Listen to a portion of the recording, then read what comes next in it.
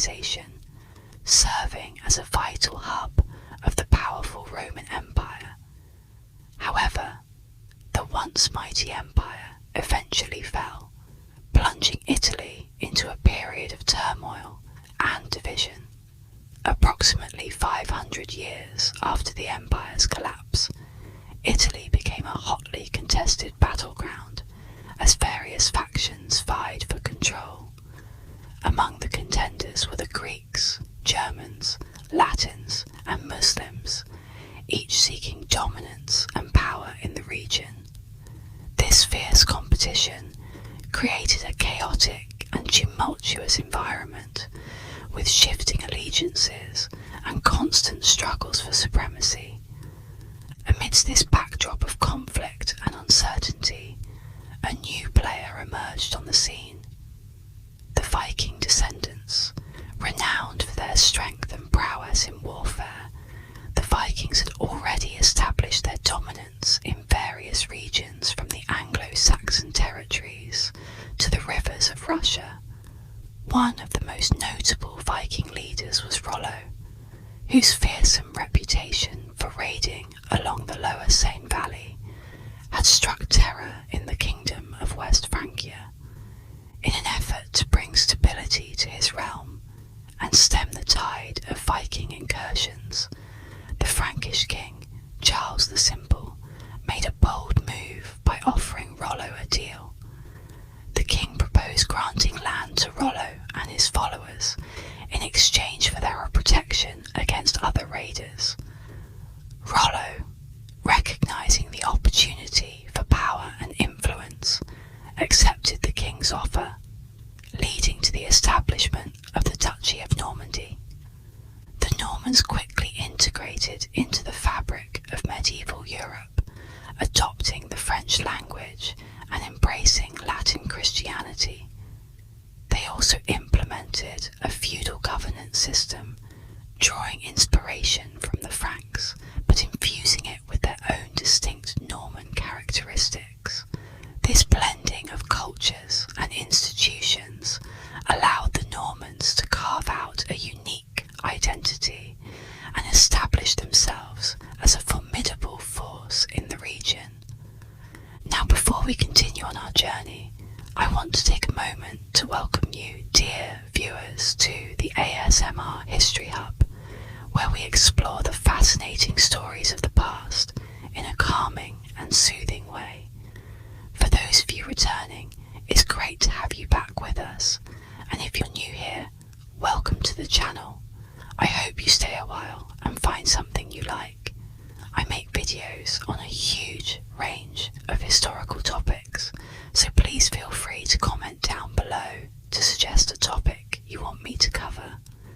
Now, in today's video, we'll be diving into the intriguing history of the Norman Kingdom in Italy, a remarkable chapter filled with adventure, conquest, and cultural fusion.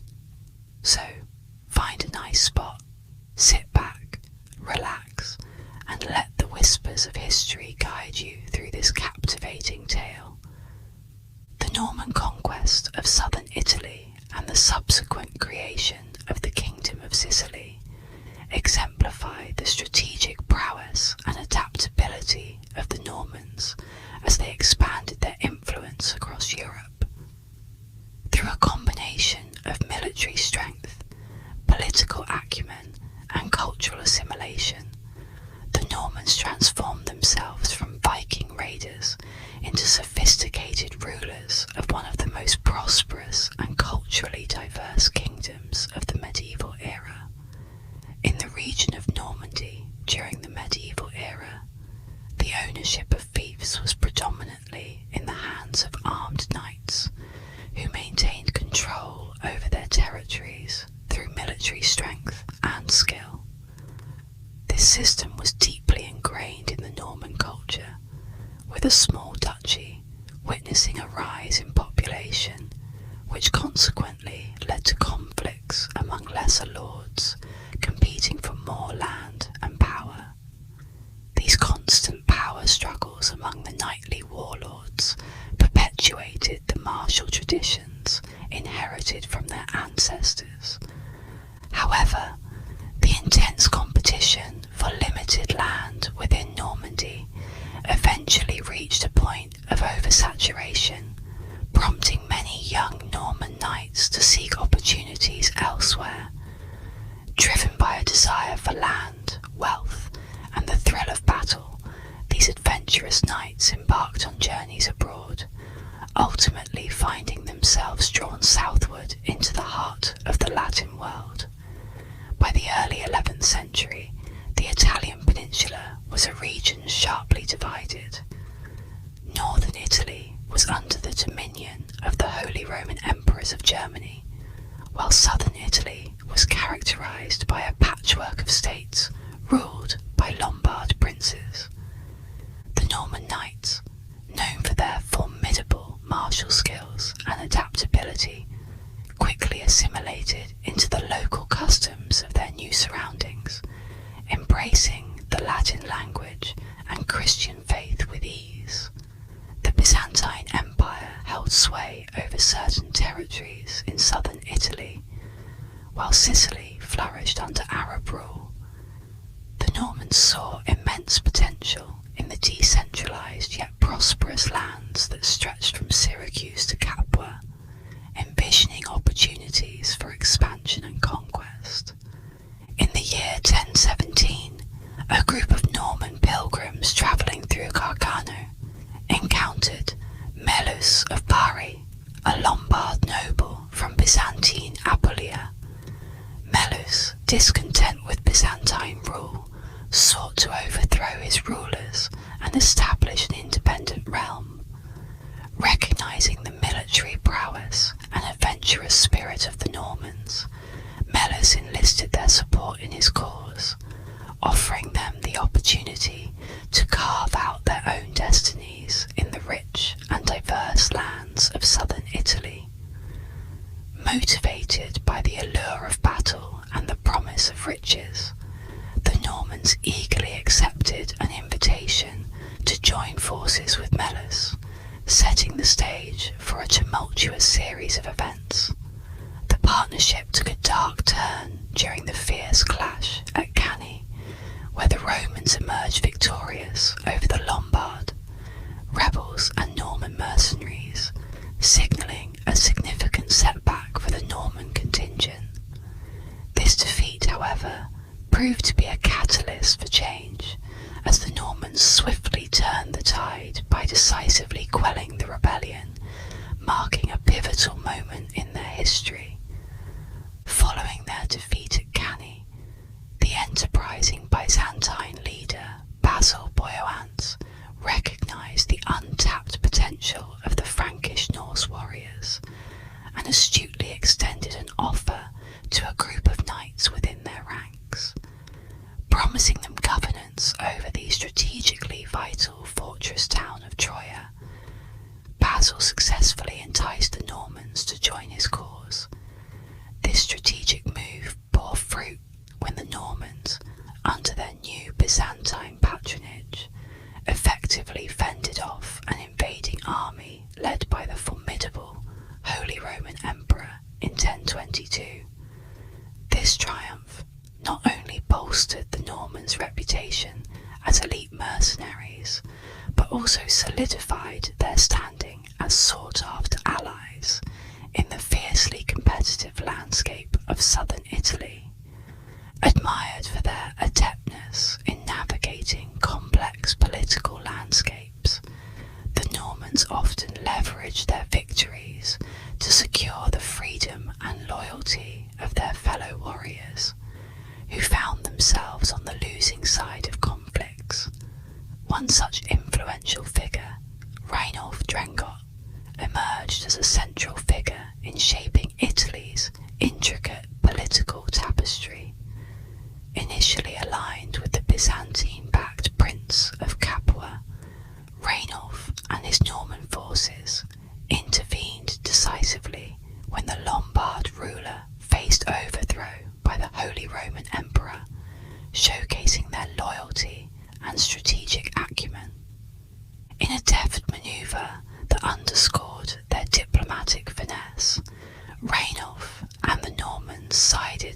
Byzantines to aid the prince in reclaiming his throne, thereby reinforcing their reputation as dependable allies. Recognizing the dynamic nature of power alliances in Italy, Rainulf made a calculated shift in allegiance in 1029 by throwing his support behind the Neapolitan Duke Sergius IV. This strategic move effectively marginalized the Prince of Capua, consolidating the Normans' influence and showcasing their prowess in shaping the political landscape of the region. In a gesture of gratitude, Sergius extended a valuable reward to the Normans by bestowing upon them a county, entrusting them with governance over the strategic town of Aversa. This gesture marked a pivotal moment for the Normans, as it provided them with a crucial opportunity to establish a firm territorial presence in Italy.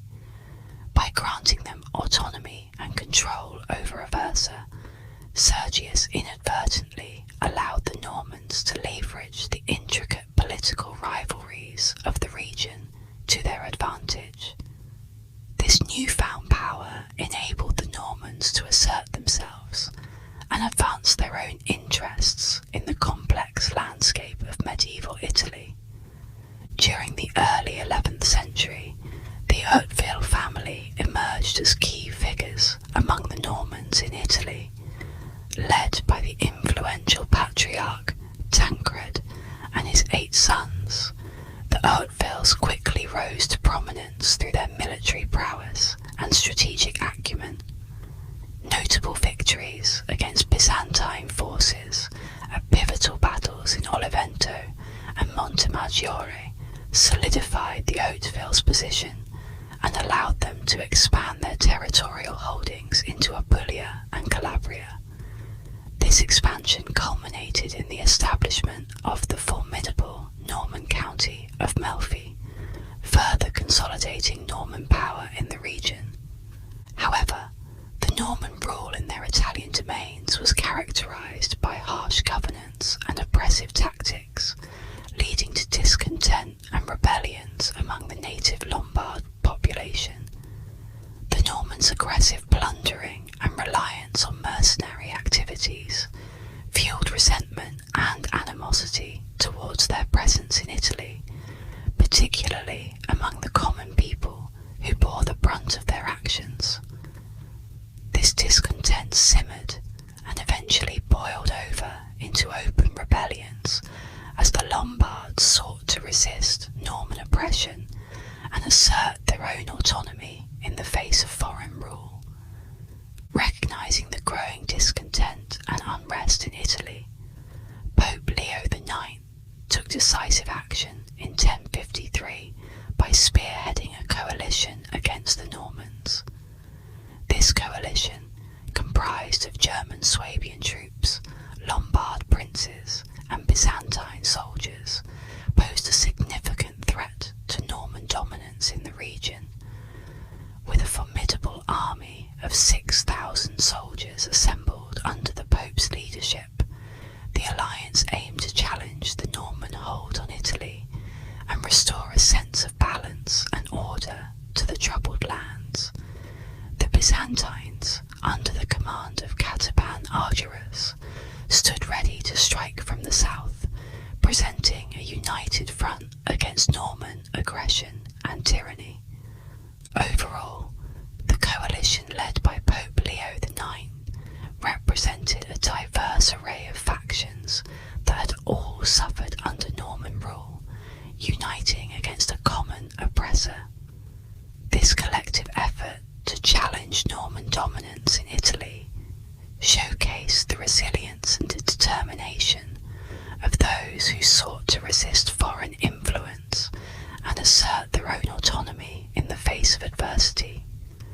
The confrontation between the Normans and their various foes, which included not only the Pope but also the Lombard princes and the Byzantines, marked a pivotal moment in the power struggle in southern Italy.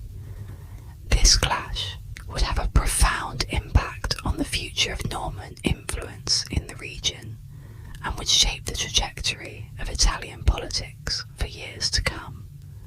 The Normans, who had established themselves through conquests in Italy, now found themselves facing a significant threat to their very survival. In response to this threat, Count Humphrey de Hauteville, a key Norman leader, quickly mobilised his loyal troops in the Apulian region. Joining forces with him were Robert Guiscard, who brought additional troops from Calabria, and Richard Drengot, the nephew of Rainulf, who contributed soldiers from Aversa. Together, they formed a formidable army consisting of 3,000 cavalry and 500 infantry. Recognising that their best chance of success lay in preventing the Pope from joining forces with the Byzantine army, the Normans took the bold step of marching north to intercept the papal troops. The decisive encounter took place on June 17th, 1053, near Civitate, where the Norman army met their adversaries in battle.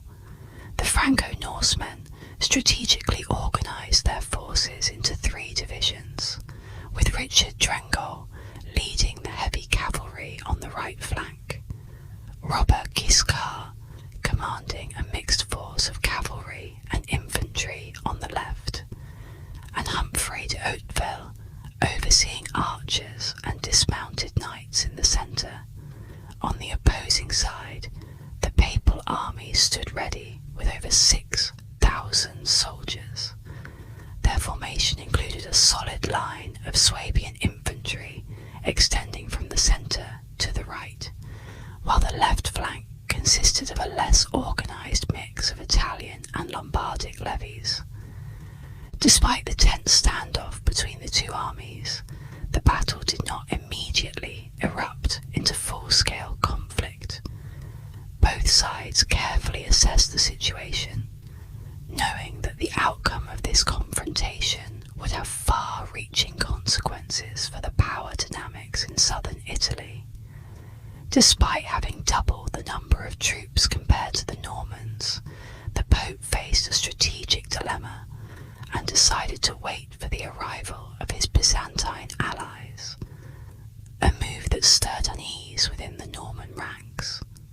The devoutly Catholic Norman knights hesitated to raise arms against the Church's supreme pontiff, highlighting the complexity of the situation.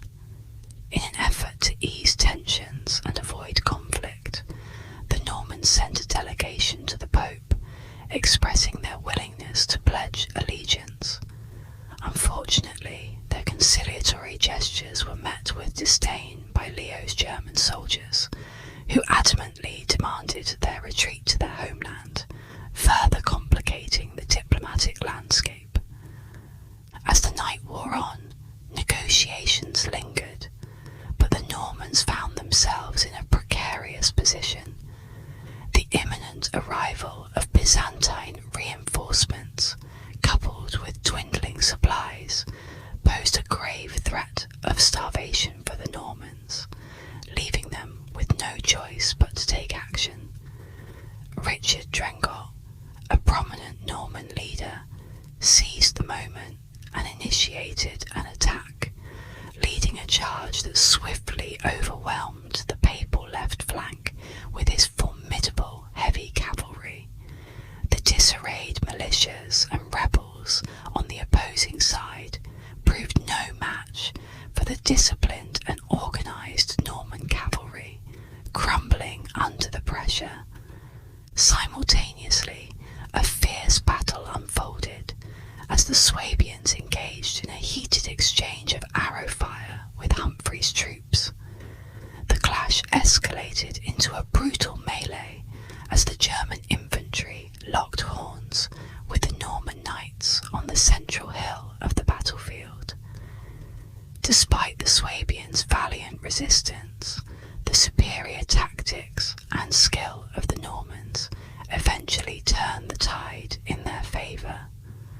Robert Guiscard, a key figure had strategically kept his forces in reserve, recognised the shifting momentum and sprang into action.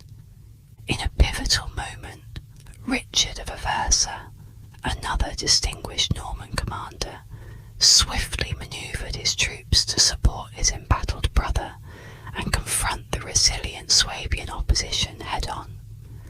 The coordination and determination of the Norman forces proved decisive in securing their victory on the battlefield against formidable odds. In the face of a formidable opponent, the Normans found themselves in a fierce battle against the Swabians.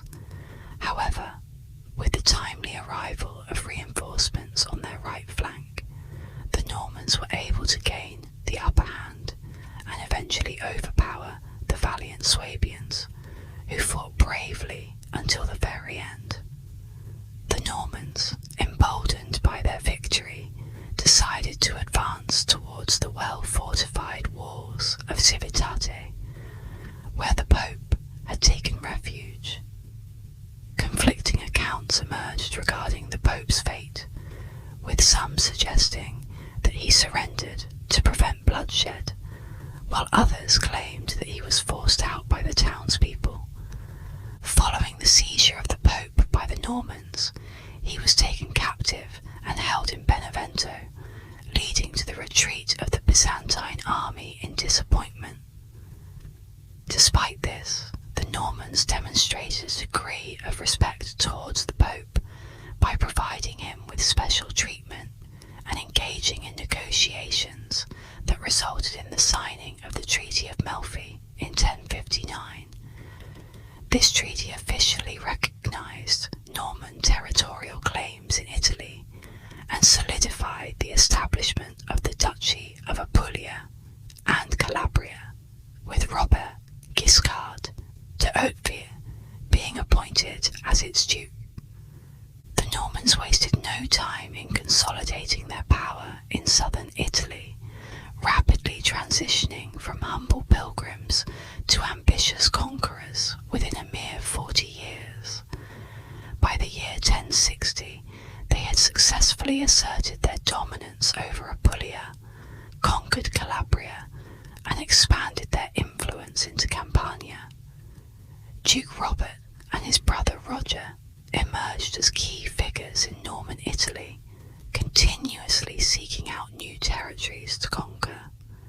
With their sights now set on Sicily, an island that had been under Muslim rule for over 150 years, the Normans were drawn to its fertile lands and strategic location across the Messina Strait.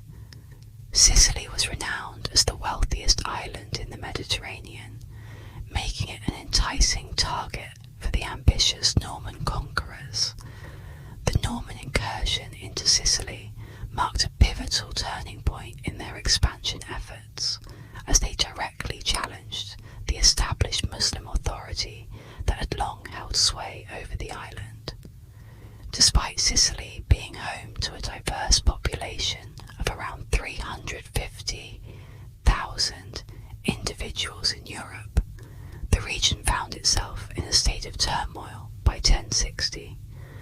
This unrest was sparked by the assassination of the last Kalbid emir in 1052, which led to the fragmentation of the political landscape into three rivaling principalities, each vying for control.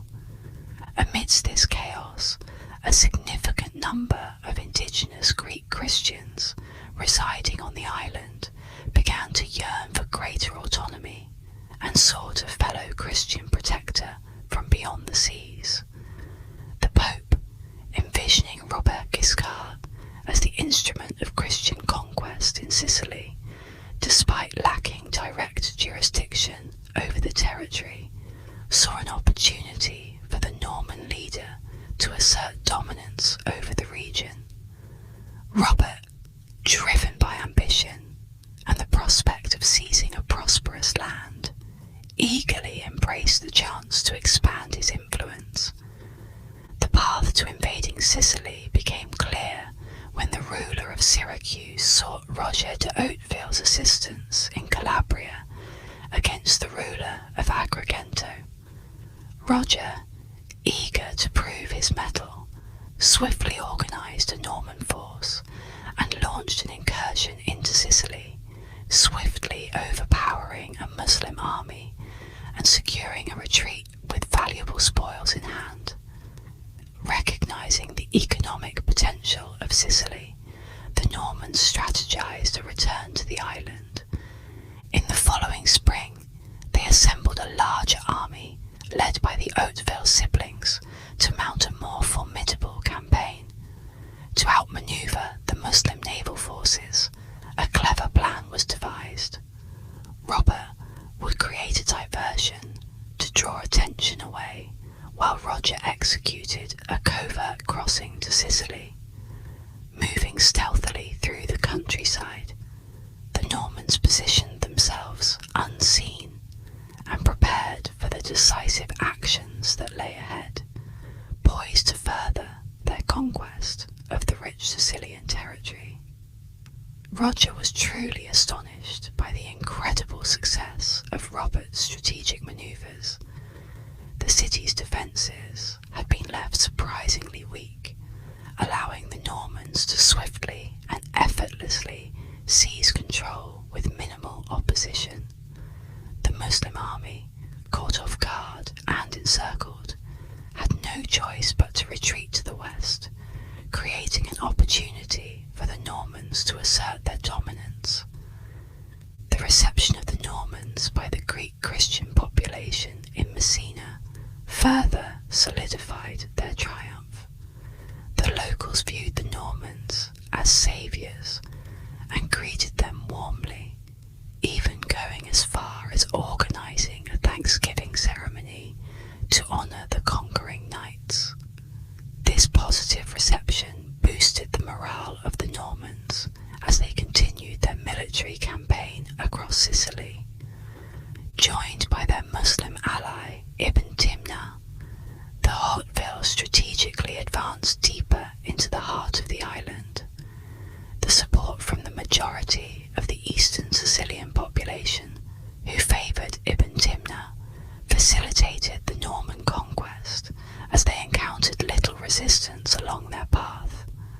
Overcoming various challenges, including the swift capture of Paterno and the subsequent siege of the formidable fortress of Enna, displayed the Normans' tactical cunning and military prowess.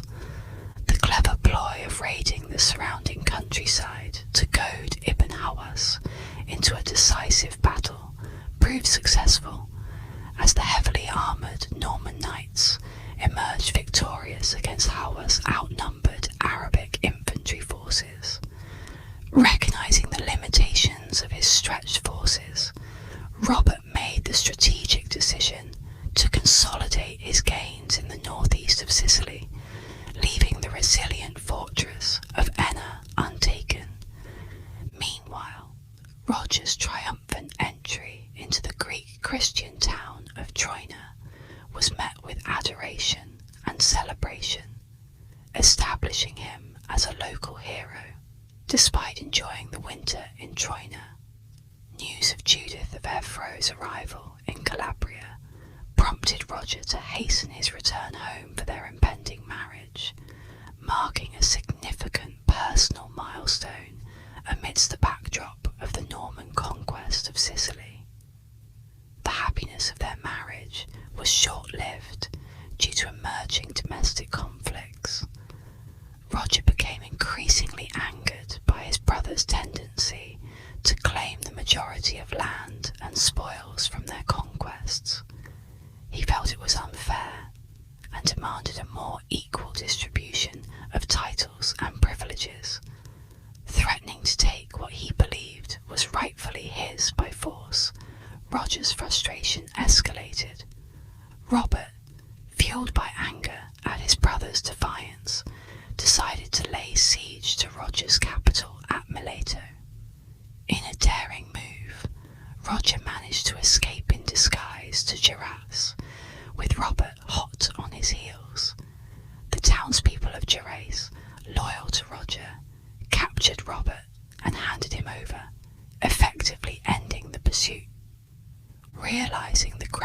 the situation and the potential consequences for his political ambitions without Robert, Roger agreed to a tearful reconciliation.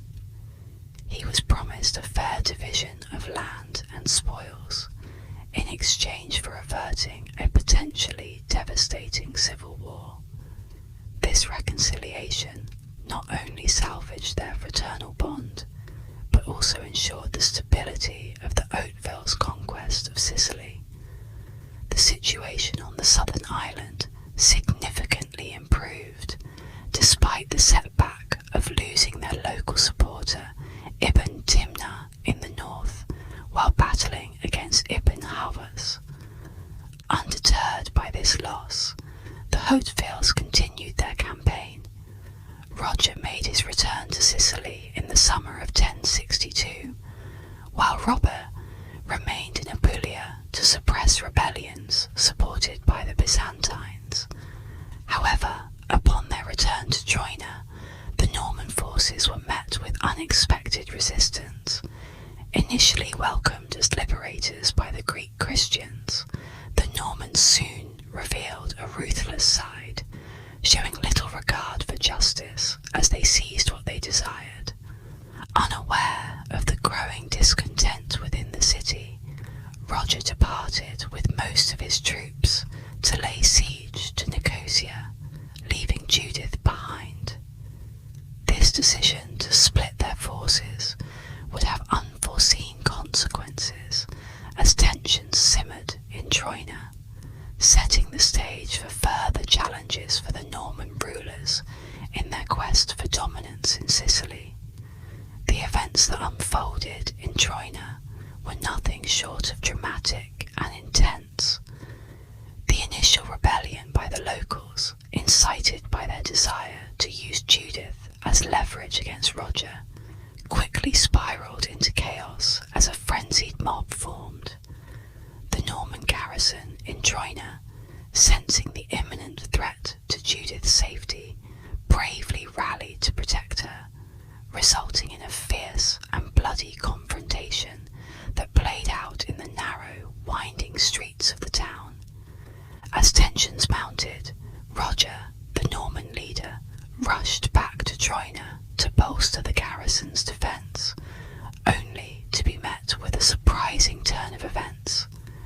A significant number of Muslims from the surrounding areas, along with Christian Greeks, joined forces against the Normans, overwhelming them with sheer numbers. In a strategic move to regroup and consolidate their forces, Roger made the difficult decision to retreat to the safety of the citadel, where they braced themselves for what seemed like an inevitable siege. The Normans' resolve was tested as they endured a harsh winter for 4 long months within the confines of the citadel, facing dwindling supplies and mounting pressure from the besieging forces. However, fate smiled upon them when a critical opportunity presented itself. The Saracen guards, seeking solace from the biting cold, succumbed to the temptation of forbidden red wine, rendering them vulnerable and complacent. Seizing upon this unexpected opening, Roger orchestrated a daring and clandestine expedition under the cover of a frigid January night. With stealth and precision, the Normans managed to subdue the inebriated Muslim outposts, swiftly turning the tide of the conflict in their favour. A fierce battle ensued as the Normans launched a counter-offensive to reclaim control of the city from the besieging forces. The escalating threat posed by the Normans did not go unnoticed by the Muslim rulers of Sicily, who recognised the urgent need to unite against this formidable adversary. In a bid to quash the Norman advance, they sought reinforcements in the form of a formidable army of North African Berbers, led by the princely sons of Zirid Sultan Tamim. This formidable alliance underscored the gravity of the situation and the collective decisive resolve to repel the Norman invasion at all costs. Meanwhile, as Roger was compelled to temporarily withdraw to Calabria to replenish his knight's exhausted horses, he was heartened to find his wife Judith effectively assuming a leadership role in the defence of Troina. Her unwavering courage and strategic acumen played a pivotal role in bolstering the morale and resilience of the Norman forces during this critical juncture, underscoring the significance of her contribution to the unfolding saga of Troina. During the Norman bands' pillaging of the Sicilian countryside for supplies, a formidable Muslim army began to amass in Palermo and set its sights on advancing towards Roger's position on the island. Roger, faced with an alarming situation, found himself with a mere 130 knights and 500 infantrymen at his command. To complicate matters further, his brother Robert was preoccupied battling the Byzantines in Apulia, leaving Roger without any hope of immediate reinforcements.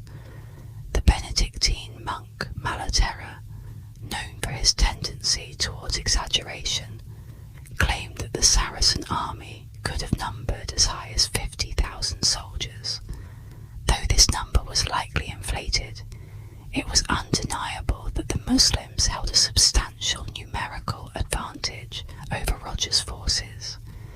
In an effort to avoid being besieged, Roger made the strategic decision to dispatch his cousin Serlo with a small contingent of 30 knights to secure the town of Cerami, situated 8 miles to the west of Troina. The confrontation between Serlo's knights and the Muslim vanguard in June of 1063 proved to be a pivotal moment. Despite the relentless assaults by the Muslims to breach the town's defences, the Norman defenders exhibited unwavering resolve and successfully held their ground. Roger's timely arrival with the bulk of his forces led to a full-scale engagement with the Saracen army. The Norman knights, though vastly outnumbered, showcased their exceptional resilience and adept tactical manoeuvres, effectively withstanding the fierce Muslim assaults. Meanwhile, Serlo orchestrated a daring attack on the Muslim left flank, swiftly cutting through the lightly armoured Saracen ranks to join forces with the main Norman army. As darkness descended upon the battlefield, the morale of the Muslim forces began to falter, ultimately resulting in their retreat. While Malaterra's assertion of over 20,000 Muslim casualties at Cerami is likely an embellishment, the victory achieved by the Normans was indisputable. Much like the Battle of Civitate solidified their authority in southern Italy, the Battle of Cerami served to underscore the Norman supremacy in Sicily. The successful defence and triumph at Cerami further cemented the Normans' reputation as formidable warriors and strategic masterminds in the region, solidifying their hold on the island against formidable adversaries. Following their successful control over the northeastern region of Sicily, the Normans encountered several challenges in their quest to conquer the entire island. In 1064, brothers Roger and Robert launched a joint effort to besiege Palermo, a city of great strategic importance. The Normans understood that securing control over the entire island was crucial for their expansion and consolidation of power. However, during the siege, an unexpected obstacle arose as their camp became overrun by a venomous species of tarantula. Faced with this unforeseen threat, the Normans made a strategic decision to halt the campaign temporarily. The subsequent years proved to be tumultuous for the Normans in Sicily, with conflicts arising on multiple fronts. Robert had to return to Apulia to suppress rebellions within his own territories, leaving Roger to manage the Sicilian domains independently. Despite his efforts to maintain control over the conquered territories, Roger faced difficulties in advancing further into regions still under the rule of Muslim emirs. After a period of relative calm, hostilities resumed in 1068, when Roger achieved a significant victory over the Muslims in a decisive battle near Mercenaries. This triumph not only bolstered Norman confidence, but also sowed discord among the Muslim factions in Sicily. The Calbids of Palermo, under the leadership of Ibn Hawas, blamed their defeat on the intervention of North African Zirids, and subsequently rebelled against their authority. The turmoil in Palermo culminated in the demise of Ibn Hawas, prompting the Zirid princes to retreat to North Africa, acknowledging their losses in Sicily. With the Muslim rule in Sicily weakened and the capital city vulnerable to potential invasion, the Normans saw an opportunity to further expand their control over the island. The events following the battle near Mercenaries set the stage for the Normans to capitalise on the internal strife among the Muslim factions and potentially make significant territorial gains in Sicily. In 1071, the formidable Robert Guiscard successfully completed a demanding military campaign in Apulia, culminating in the capture of Bari and effectively eradicating the Byzantine presence in Italy. This significant victory solidified the control of the Franco-Norseman forces over the southern mainland, enabling them to direct their attention towards the strategic city of Palermo, a coveted gem in the Mediterranean region. The united forces of the Hauteville brothers swiftly besieged Palermo, and by 1072 the city fell under Norman rule, marking a pivotal moment in the Norman conquest of Sicily.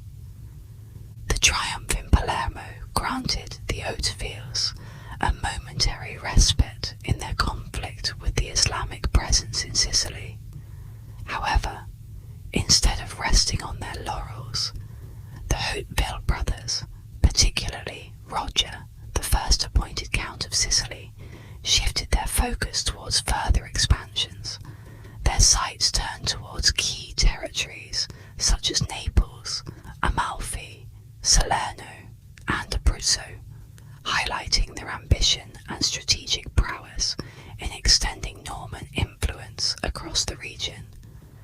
The relentless advance of the de Hauteville forces continued unabated with the fall of Syracuse in 1085, marking the end of significant Muslim resistance in Sicily. This relentless push culminated in the conquest of Noto in 1091, solidifying Norman dominance and effectively ending nearly 2 centuries of Muslim rule on the island. Over the ensuing century, the borders of the Norman realm remained relatively stable, fostering a diverse and culturally vibrant society. The Normans, in conjunction with their Orthodox Greek and Muslim Arab subjects, created a unique and dynamic kingdom in medieval Europe, characterized by a rich tapestry of traditions and influences. As the Norman conquests continued, setting the stage for further developments, tensions arose within the Muslim community, particularly concerning conflicts involving the Pope, and interactions with the Greeks of Eastern Rome facing their own challenges of conquest attempts. These complex dynamics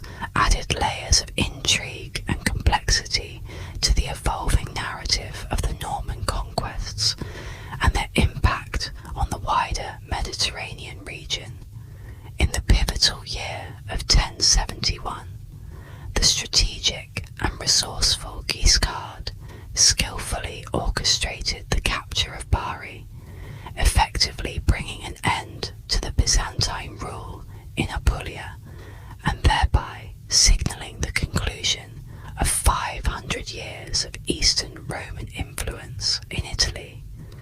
This triumph not only solidified Norman dominance in the region, but also set the stage for a new chapter of expansion and conquest for the Norman Knights. With their victory over the Byzantines secured, the Normans turned their attention northward, driven by a thirst for new challenges, military glory, and material wealth. They embarked on a campaign of raiding and plundering through the tumultuous lands of Benevento and the Abruzzi, territories that nominally fell under the jurisdiction of the Papal States. Despite maintaining a somewhat stable yet uneasy relationship with the Normans following an earlier clash at Civitate in 1053, the papacy found itself increasingly at odds with the Franco-Norsemen as they began to directly deplete the church's resources.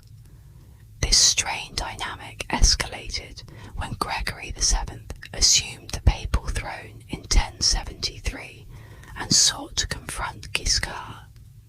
When the cunning Guiscard rebuffed the Pope's request for a meeting, Gregory VII took the drastic step of excommunicating him and attempted to rally support for a holy war against the Norman Knights by enlisting the aid of southern French and northern Italian nobles. However, the Pope's efforts to muster a significant coalition proved challenging, leaving him with no choice but to reluctantly tolerate the continued presence of the aggressive Norman Knights in the vicinity of the Papal States. Simultaneously, the papacy found itself embroiled in a separate conflict with the German king over the investiture dispute, a power struggle that revolved around the question of who held supremacy in appointing church officials. The intensifying rivalry between the Pope and the ambitious King Henry IV raised concerns of potential military coercion from the north, prompting the Pope to seek military support from the southern regions. The complex web of political manoeuvring and power struggles unfolding in Italy during this period underscored the intricate interplay of religious, territorial, and dynastic ambitions that shaped the medieval landscape. In the historical records of June 80, a significant pact was struck between Gregory VII and Robert Guiscard, the elder Duke of Apulia and Calabria. This accord marked a pivotal moment as Guiscard swore fealty to the papacy and offered military aid when called upon. The agreement was multifaceted, with Guiscard seeking absolution from excommunication for his past transgressions against the Papal States. In return for this forgiveness, Guiscard was allowed to retain control over the territories he had captured, albeit with the expectation that he would show contrition and vaguely promise to make reparations in the future. This diplomatic reconciliation between Guiscard and the papacy not only resolved their immediate conflict, but also set the stage for a broader political realignment.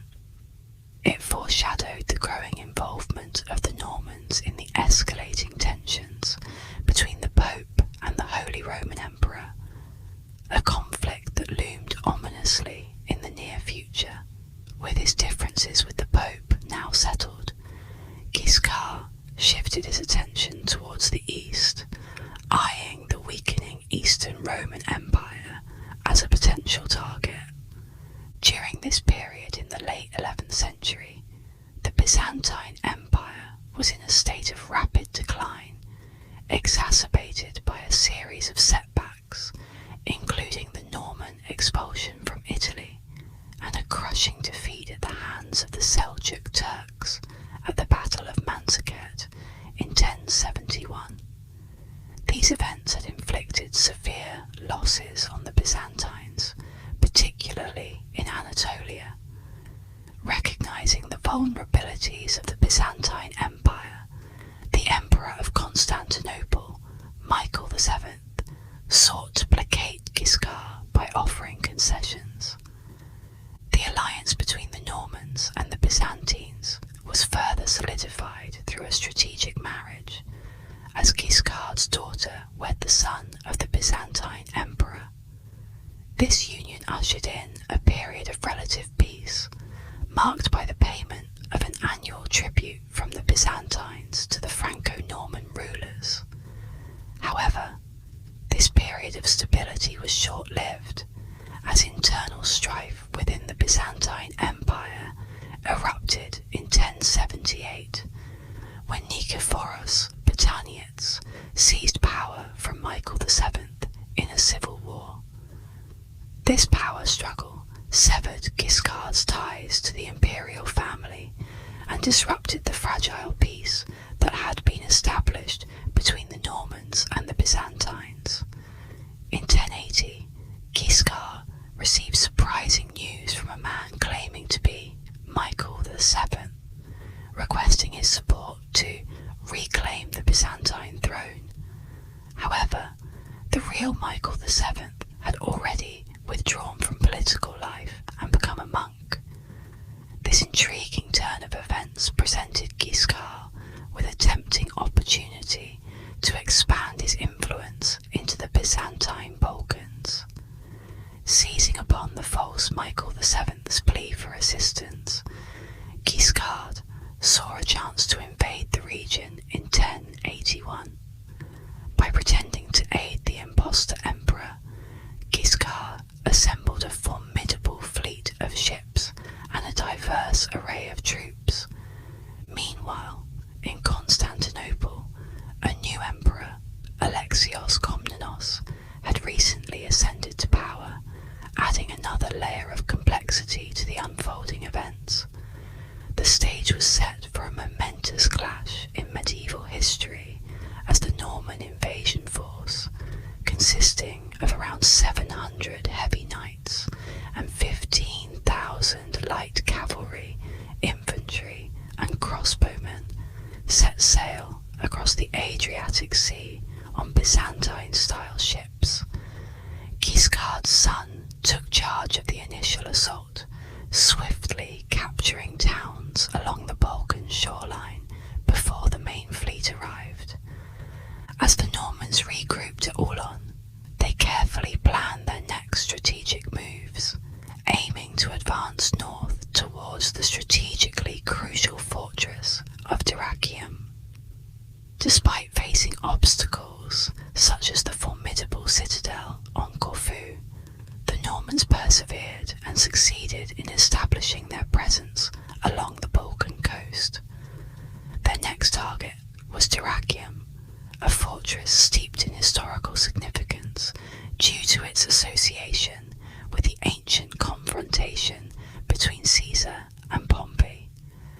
Dyrrhachium stood as a vital stronghold of Eastern Roman authority in the Western Balkans, making it a highly coveted prize for both the Normans and the Byzantines. The stage was now set for a momentous showdown between these two powerful forces, with the Normans poised to challenge the long-standing Byzantine control over the region. The impending clash at Dyrrhachium promised to be a significant event that would shape the course of history in the Balkans. Situated on a lengthy and slender peninsula, which was cut off from the mainland by dense swampy marshes, the area presented a formidable challenge for any invading force. However, the strategic importance of capturing this territory could not be overstated, as it held the potential to weaken the Byzantine defences significantly. A successful conquest could open up a pathway for the Normans to make substantial incursions into Greece and even pose a threat to Constantinople by advancing across the Aegean Sea. The Norman expedition encountered its first major obstacle when Guiscard's fleet suffered severe losses to a fierce storm while navigating along the treacherous coastline. Despite this setback, the majority of the Norman army had wisely chosen a land route and managed to press forward. By June 17th, the Normans had established their encampment just outside the walls of Dyrrhachium, setting up their base amidst the ruins of an ancient Roman settlement nearby. Meanwhile, Emperor Alexios of the Byzantine Empire demonstrated his strategic acumen by recognizing the limitations of his own naval forces in countering the Norman threat at sea. To bolster his maritime capabilities, he turned to his ally, the powerful maritime Republic of Venice. Although Venice was nominally under Byzantine suzerainty, it operated as an autonomous commercial empire driven by its economic interests. The Normans' ambitions directly threatened Venetian trade dominance in the Adriatic, prompting Doge Domenico Salvo to throw his support behind Byzantium. Consequently, a Venetian fleet was swiftly dispatched southward to challenge the Norman blockade at Dyrrhachium. On the battlefield, as the conflict unfolded, Guiscard's troops made use of Byzantine-style siege towers known as helepoles in their relentless attempts to breach the citadel's formidable northern and eastern defences. Despite their determined efforts, the defenders of Dyrrhachium managed to repel the Norman assaults and effectively neutralise the siege machinery through well-coordinated counterattacks. Their resolute defence stood as a testament to the strength and resilience of the Byzantine fortifications and their defenders. The situation had stagnated for an extended period until the much-anticipated Venetian reinforcements finally made their appearance in late July. In stark contrast to the Viking seafarers who had previously dominated the waters, the Normans found themselves outmatched by the seasoned and skilled Venetian navy. Historical records recounting the naval clash differ slightly between Latin and Greek sources, but the general consensus is that the Venetian fleet tactically employed the Pelagolimen crescent formation and unleashed the fearsome Greek fire upon the Norman vessels. The ensuing battle was described as a chaotic and fiery rout, ultimately resulting in a resounding victory for the Venetians. The defeat suffered by the Normans dealt a severe blow to their leader, Guiscard, as it handed control of the Adriatic Sea to the Byzantines and Venetians, effectively cutting off Guiscard's crucial supply lines from Italy. Isolated from essential provisions and struggling against the unforgiving climate of southern Illyria, the Norman camp was soon beset by famine and disease, further weakening their already precarious position. By August, Emperor Alexios had rallied a diverse coalition of forces, uniting former adversaries such as Armenians, Turks, Frankish mercenaries, the elite Tagmatas of Thrace and Macedon, and a contingent of Serbian troops led by King Constantine Bodin. This formidable force, numbering approximately 18,000 to 20,000 soldiers, included a mix of Norse and Anglo-Saxon fighters alongside the renowned Varangian Guard, considered the cream of the Eastern Roman army. Marching along the ancient Roman road known as Via Egnatia, the coalition reached Dyrrhachium on October 15th, establishing their camp on the northern shore of a vast vast lagoon near the citadel. As Emperor Alexios convened his military council, diverse perspectives were presented, with some advocating for a cautious approach, while others pressed for an immediate confrontation. Ultimately, the faction favouring swift action prevailed, setting the stage for the impending clash with the Normans. On the morning of October 17th, the Byzantine forces made a strategic move by crossing the lagoon to launch a surprise attack on the Norman encampment from the east. This marked the beginning of the highly anticipated and decisive battle that would unfold between the two formidable armies. In a bold display of determination, Guiscard, the Norman leader, ordered his remaining ships to be set ablaze, symbolising his unwavering commitment to fight until the very end. As darkness shrouded the battlefield, Guiscard meticulously organised his army into 3 distinct sections, each with its own designated leader. Bohemond was tasked with leading the left wing, and Misetas commanded the right wing, while Guiscard himself took charge of the central division.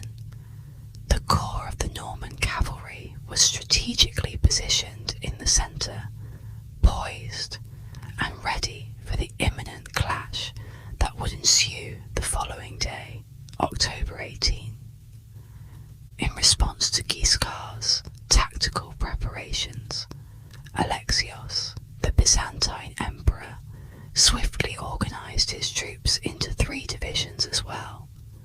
To counter the threat of the Norman cavalry charges, the Varangians, renowned for their elite prowess in battle, were placed at the forefront of the Byzantine formation. Notably, among the Varangians were Anglo-Saxon warriors who had previously fought at Hastings in 1066, driven by a deep desire for vengeance against their Norman foes. A pivotal moment arose when Guiscard dispatched his light cavalry to provoke and harass the Varangian vanguard. Despite the relentless attacks, the English fighters stood unwavering, showcasing their resilience and skill on the battlefield. As the Byzantine forces advanced with a combination of archers and light infantry, the Norman front line began a slow but steady advance, inching closer towards their adversaries. Meanwhile, on the Byzantine side, Serbian and Turkish troops observed the initial skirmishes, biding their time before committing fully to the unfolding battle. The tension peaked when Amicieta's right division launched a fierce assault, colliding with the Varangians' left flank, signalling the commencement of the intense battle. Supported by elements of the Eastern Roman left and sections of Alexios' central unit, the Saxons effectively repelled the Norman light cavalry and conscripts, forcing them into a hasty retreat. In this climactic clash of military might, the intricate manoeuvres, strategic positioning, and fierce determination of both the Norman and Byzantine forces set the stage for a gripping and monumental battle that would ultimately shape the course of history. In the midst of the chaotic battlefield, a fierce and intense clash erupted between the agile Norman light infantry and the steadfast Byzantine centre and right flank. The combatants engaged in a relentless struggle for dominance, each side refusing to give an inch of ground. The clash of swords, the thunder of hooves, and the cries of warriors filled the air, creating a scene of chaos and bloodshed. As the battle reached a critical juncture, the Varangian warriors, buoyed by their success in repelling the initial Norman assault, made the fateful decision to pursue the retreating enemy forces. ill-advised move proved to be a fatal misstep, as it left the Varangians isolated and exposed to a cunning flanking manoeuvre by Guiscard's troops. Seizing the opportunity with ruthless efficiency, Guiscard swiftly dispatched a contingent to strike at the unsuspecting Varangians' left flank, catching them off guard and inflicting devastating losses.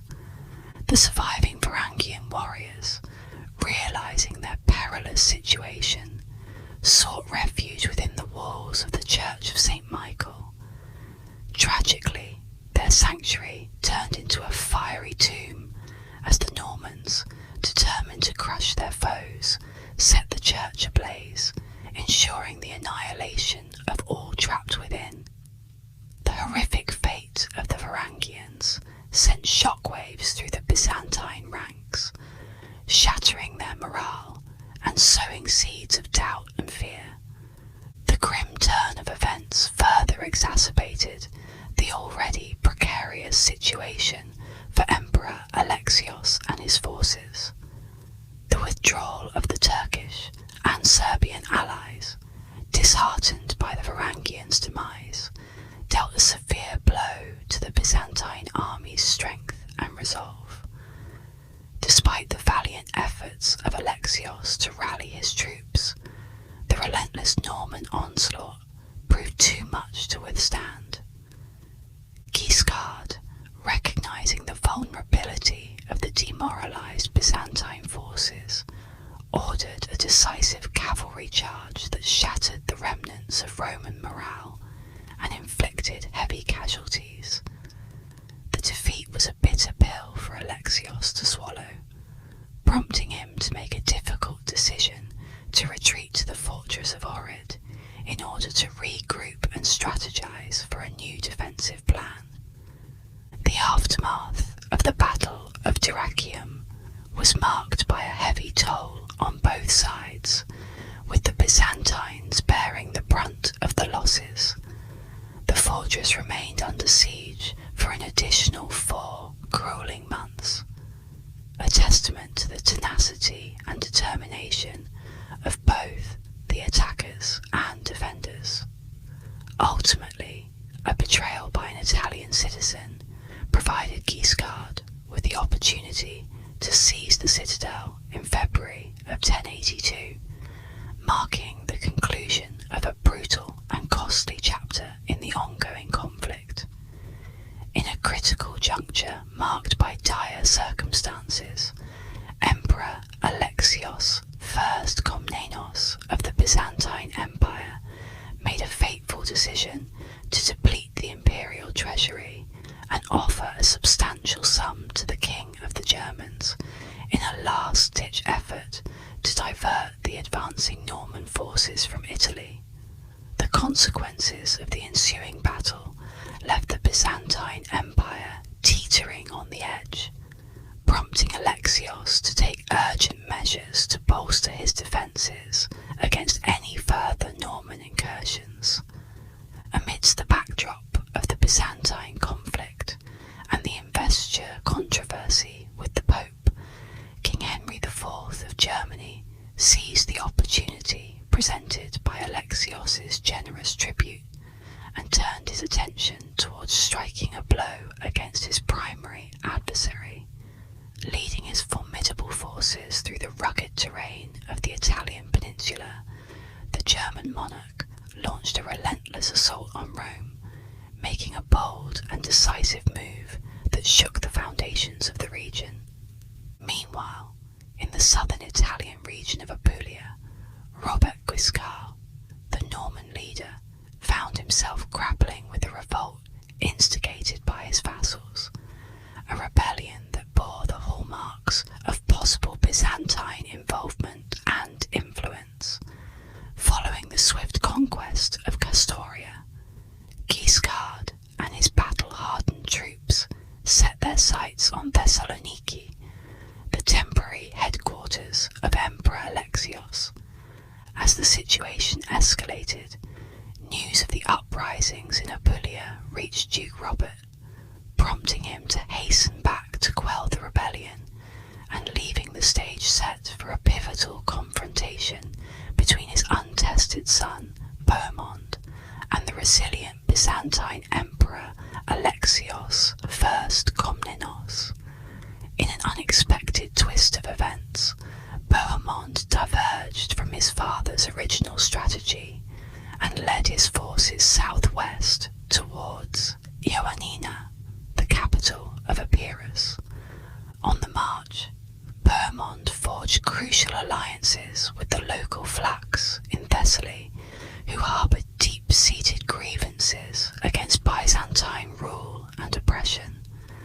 By the close of April, Bohemond's troops arrived at the gates of Ioannina, compelling the city to surrender to the Normans to avert the brutal pillaging and plundering that often accompanied such conquests.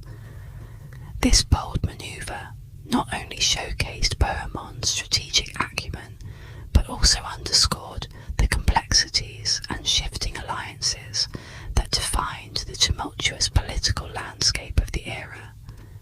Following the initial engagement with Bohemond's expeditionary force, Bohemond took the strategic initiative by fortifying the city's defences to prepare for any potential counterattacks. Simultaneously, Alexios regrouped in Constantinople, facing the challenge of assembling a new army with limited resources at his disposal. Despite the exact size of Alexios's army remaining unknown, historical accounts suggest that it likely outnumbered Bohemond's forces at this stage. As the summer progressed, Alexios strategically positioned his army near Ioannina, a key strategic location, recognizing the threat posed by the Norman cavalry charge, which had proven devastating in previous encounters. Alexios devised a clever plan to counter this formidable foe.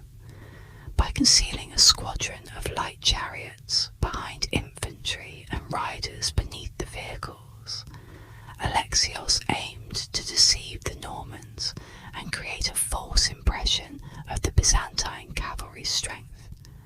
However, Bohemond, known for his tactical acumen, anticipated the Greek tactics and divided his cavalry into two wings to meet the Byzantine army head-on. This preemptive manoeuvre allowed Bohemond to charge forward and disrupt Alexios's plan, catching the Byzantine forces off guard. The pincer movement executed by the Norman forces left the Byzantine flanks unable to manoeuvre effectively, resulting in chaos and confusion within Alexios's ranks. The subsequent battle was fierce and brutal, with many of Alexios's troops fleeing the battlefield in disarray.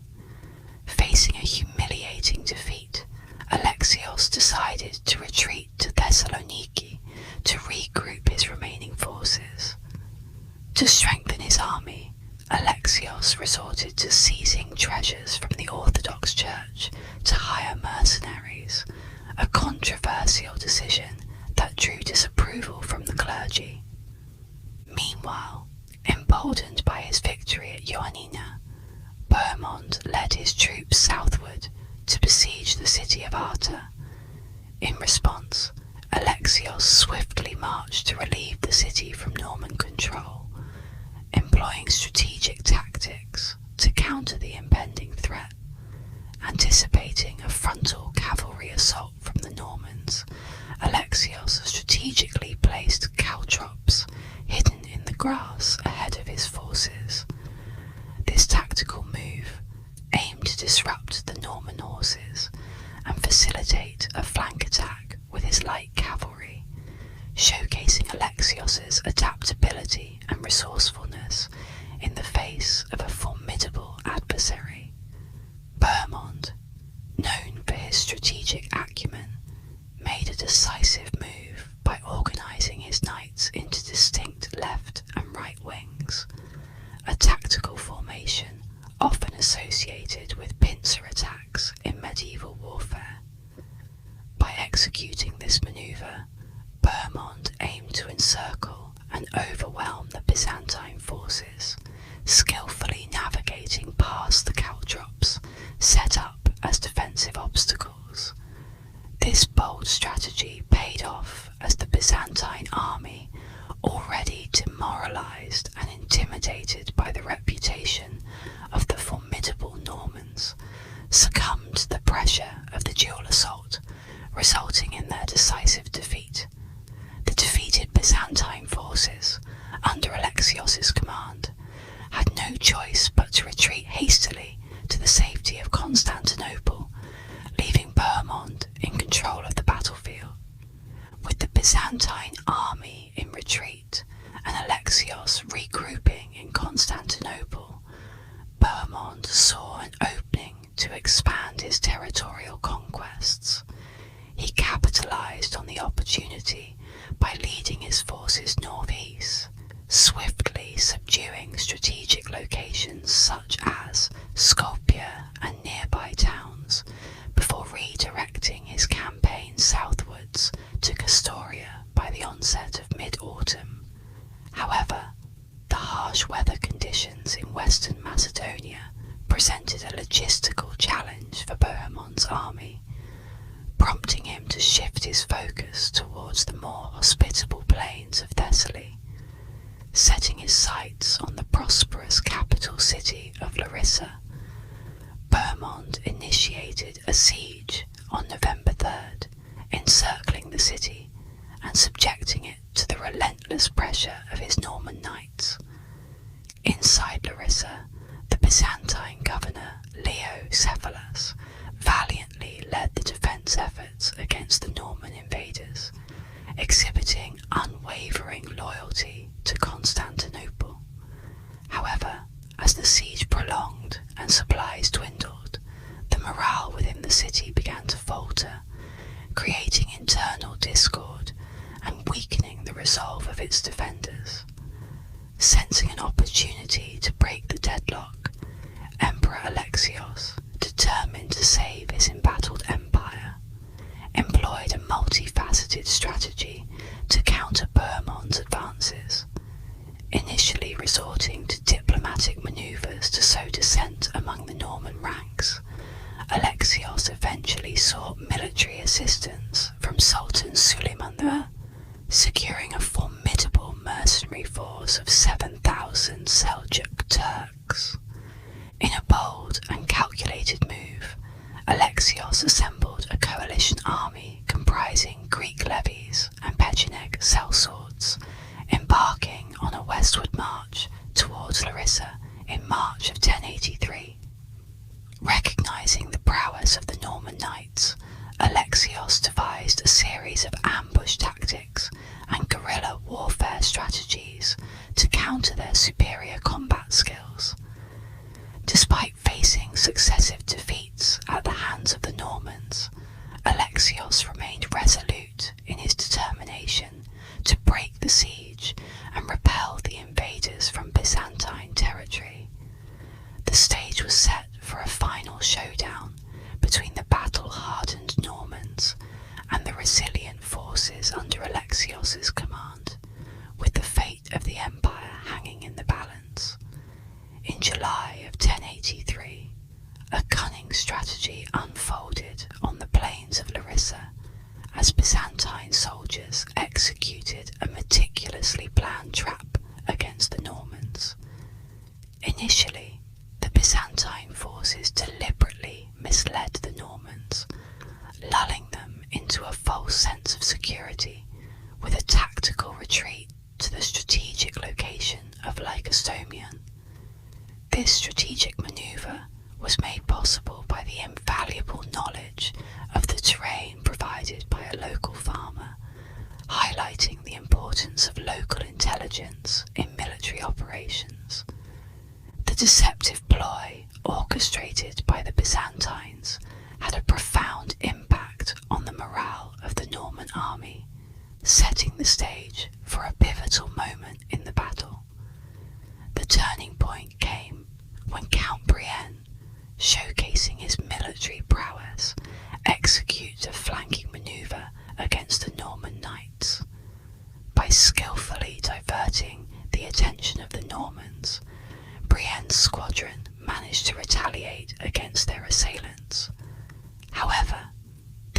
ability and tactics of the Turkic mounted archers proved to be a formidable challenge for the heavy Norman cavalry.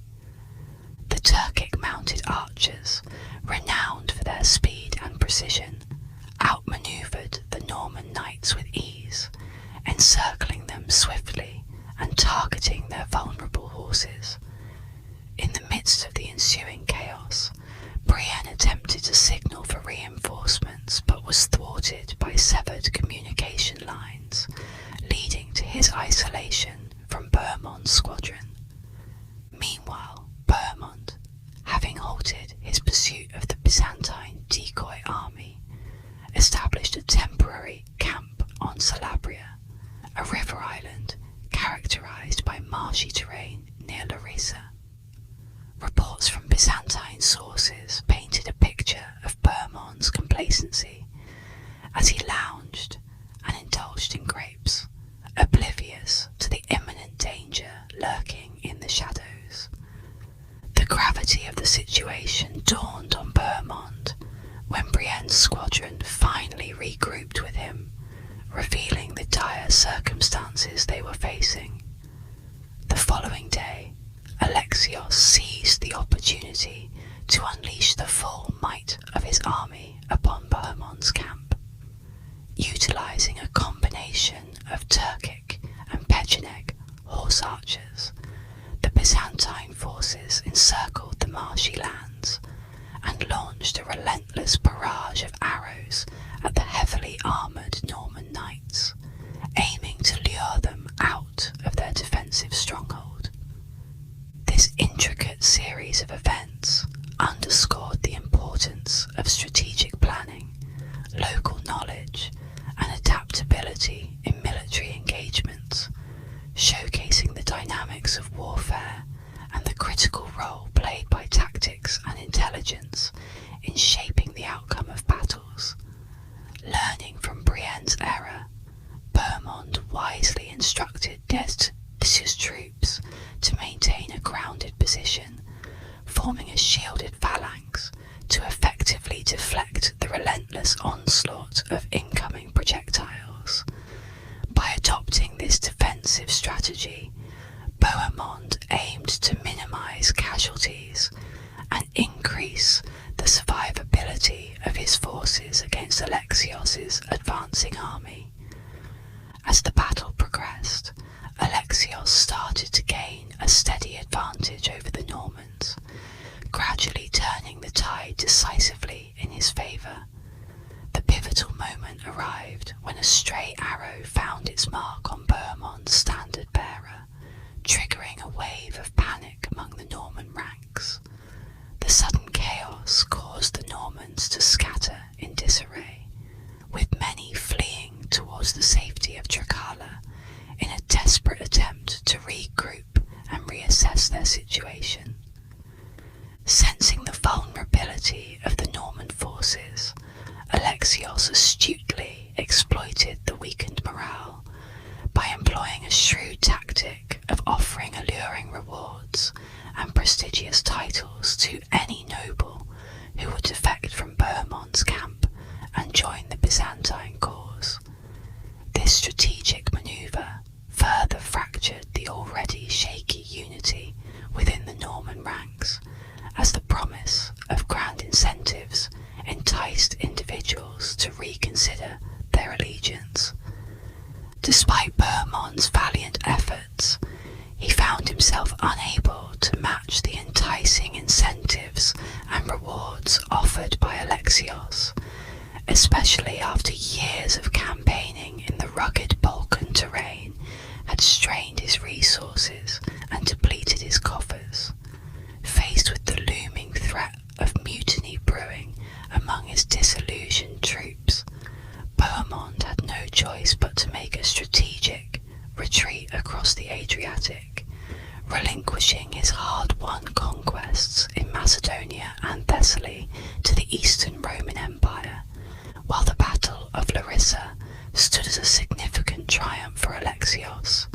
The ambitious emperor's aspirations extended beyond mere victory on the battlefield.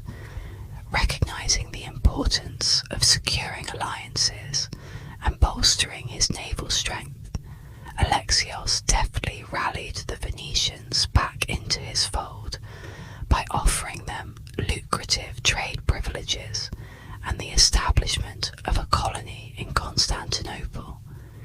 In return for their support, the Venetian naval commanders swiftly mobilised their warships, expelling the Normans from strategic outposts like Dyrrhachium and Corfu, thereby restoring these vital territories to Byzantine control. With the successful conclusion of the Balkan military campaign, the cunning strategies of the Comnenian emperor emerged victorious over the formidable Norman knights, effectively safeguarding the Eastern Roman Empire from the brink of complete annihilation.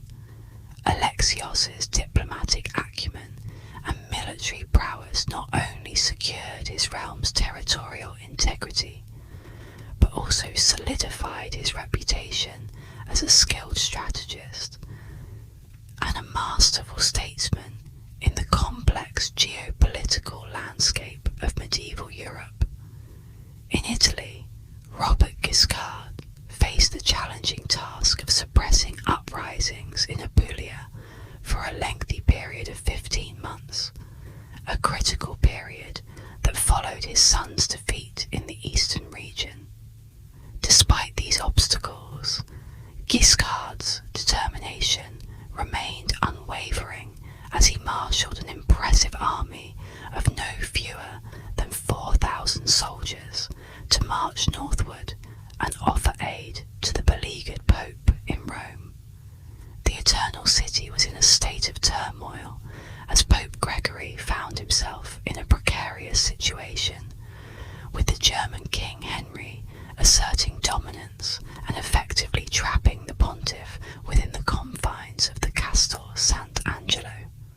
Adding to the complexity, an anti-pope named Clement III was declared in St. Peter's Basilica at the behest of King Henry, who was then granted the prestigious title of Charlemagne, Holy Roman Emperor.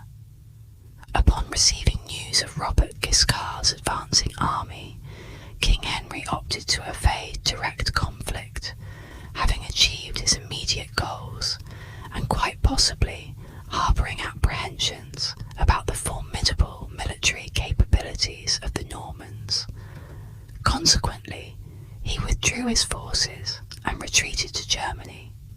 Upon his arrival in Rome in 1084, Guiscard had expected a triumphant reception, but instead encountered strong opposition from a resentful Roman populace who threw their support behind Emperor Henry rather than the hidden Pope. Undeterred by this unexpected resistance, the seasoned military leader devised a shrewd strategy to breach the city's formidable defences. While a significant portion of his army engaged in intermittent skirmishes outside the city's eastern walls to divert attention, a select group of 1,400 men undertook a covert operation under the cover of darkness to infiltrate the lightly guarded Porta Latina. Through a combination of stealth and skill, they managed to scale the protective ramparts and surreptitiously open the gate, creating a vital entry point for the main Norman forces to swiftly enter the city and catch the unsuspecting Romans off guard. The subsequent unfolding events within the city of Rome during this critical period have been recounted in various conflicting historical narratives, highlighting the dramatic and tumultuous nature of this pivotal moment in medieval history. Roman chroniclers present a vivid portrayal of Guiscard's troops as brutal marauders, engaging in acts of violence and pillaging as they made their way through the city. According to these accounts, the Normans unleashed a wave of atrocities, setting fire to churches and causing widespread destruction as they advanced through the capital and Palatine hills. Despite the chaos and devastation wrought by the Norman forces, historical records indicate that the scale of the plundering and violence was not as severe as that experienced during previous sacks of Rome by the Gauls and the Goths. Following the Norman sacking of Rome, Pope Gregory found himself exiled to Norman Benevento, facing not only the loss of his temporal power, but also the disdain of the Roman populace. Struggling to regain his authority, the beleaguered pontiff succumbed to the pressures and passed away within a year of the invasion. Meanwhile, the German imperial anti-pope Clement continued to assert his claim as the legitimate leader of the Christian world, further complicating the already tumultuous political landscape. Despite his ambitions to expand his conquests into Byzantium, Guiscard's plans were cut short by a tragic turn of events. While preparing to lead his troops in a new campaign on the Greek island of Kefalonia in May of 1085, the renowned warlord fell victim to a sudden illness, marking the end of his illustrious military career. The Norman incursion into the Balkans had far-reaching consequences for the Eastern Roman Empire, pushing Emperor Alexios to the brink as he faced unprecedented challenges to his rule. In the aftermath of Guiscard's demise, the Normans solidified their control over southern Italy and Sicily, establishing a powerful dominion that withstood the concerted efforts of the Greeks, Germans, and successive popes to dislodge them. The fall of Guiscard marked the close of a significant chapter in Norman history in the southern regions, as the Komnenoi dynasty of the Byzantine Empire rose to prominence, reclaiming lost territories and revitalizing the once ailing imperium. The legacy of Guiscard's conquests and the subsequent events reshaped the political landscape of the Mediterranean world, leaving a lasting impact on the course of medieval history. In Sicily, a Norman noblewoman's sepulchre was discovered to have inscriptions in Arabic, Greek, Latin, and Hebrew, showcasing the rich tapestry of cultures and languages that characterized the region at the crossroads of the medieval world. This remarkable find symbolized the remarkable multiculturalism prevalent during that era. The documentary provided a deep dive into the Norman conquests in southern Italy, shedding light on how these conquests laid the foundation for one of the most prosperous, politically savvy, and culturally vibrant kingdoms in medieval Europe. The narrative explored the strategic maneuvers of Robert and Bohemond, two prominent figures in Norman history, as they navigated through the complex political landscape of the time. Despite facing setbacks in their attempts to conquer the Byzantine Empire, their pivot towards participating in the First Crusade was a pivotal moment.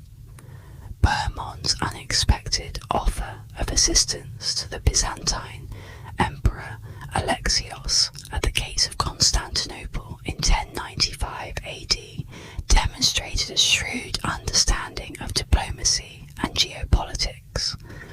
The Normans' involvement in the First Crusade against the Seljuk Turks proved to be a resounding success, catapulting Duke Bohemond to the prestigious title of Prince of the Principality of Antioch. This military triumph further solidified the Norman presence in the region and showcased their prowess on the battlefield.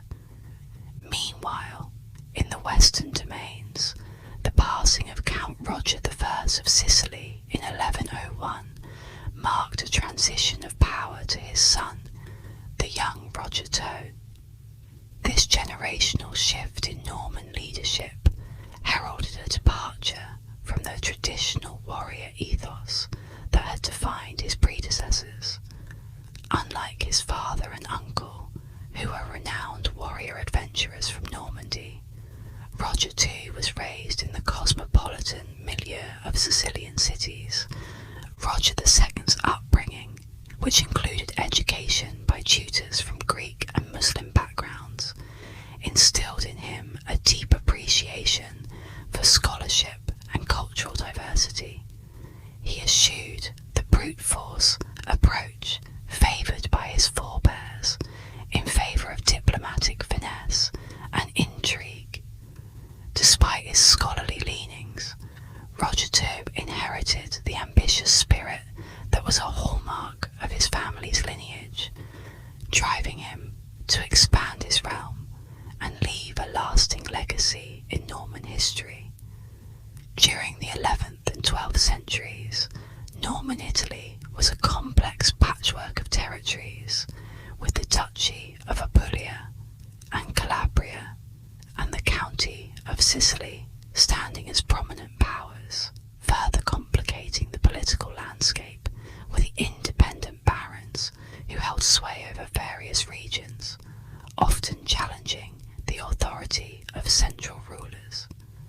When Roger II inherited Sicily in 1105, he set his sights on unifying all Norman domains under his control. This ambitious goal was met with fierce resistance from the Norman barons, who were reluctant to cede their autonomy, as well as from a cautious papacy wary of concentrated Norman power. Roger II navigated this intricate web of alliances and rivalries with a calculated approach that combined astute political manoeuvring, strategic military actions, and shrewd claims to inheritance. By 1127, through a combination of coercion and diplomacy, Roger II managed to establish himself as the dominant feudal lord over the Italian Norman lands. His efforts culminated in Pope Honorius II recognising him as the Duke of the consolidated Norman territories, a significant achievement that solidified his authority in the region. However, Roger II's ambitions did not stop at ducal status. He harboured dreams of attaining a higher title, that of a king. Yet, the path to kingship was fraught with obstacles, chief among them being the need for papal approval, which the Normans lacked at that time. The death of Pope Honorius II in 1130 presented a pivotal opportunity for Roger II to make his move. The ensuing power struggle between papal contenders, with Innocent II emerging as the legitimate pope and anti-pope Anacletus II contesting his claim, created a tumultuous environment ripe for political manoeuvring. Seizing the momentous occasion, Roger II orchestrated his coronation as King Roger II of the Kingdom of Sicily on Christmas Day of 1130, marking a significant turning point in his reign.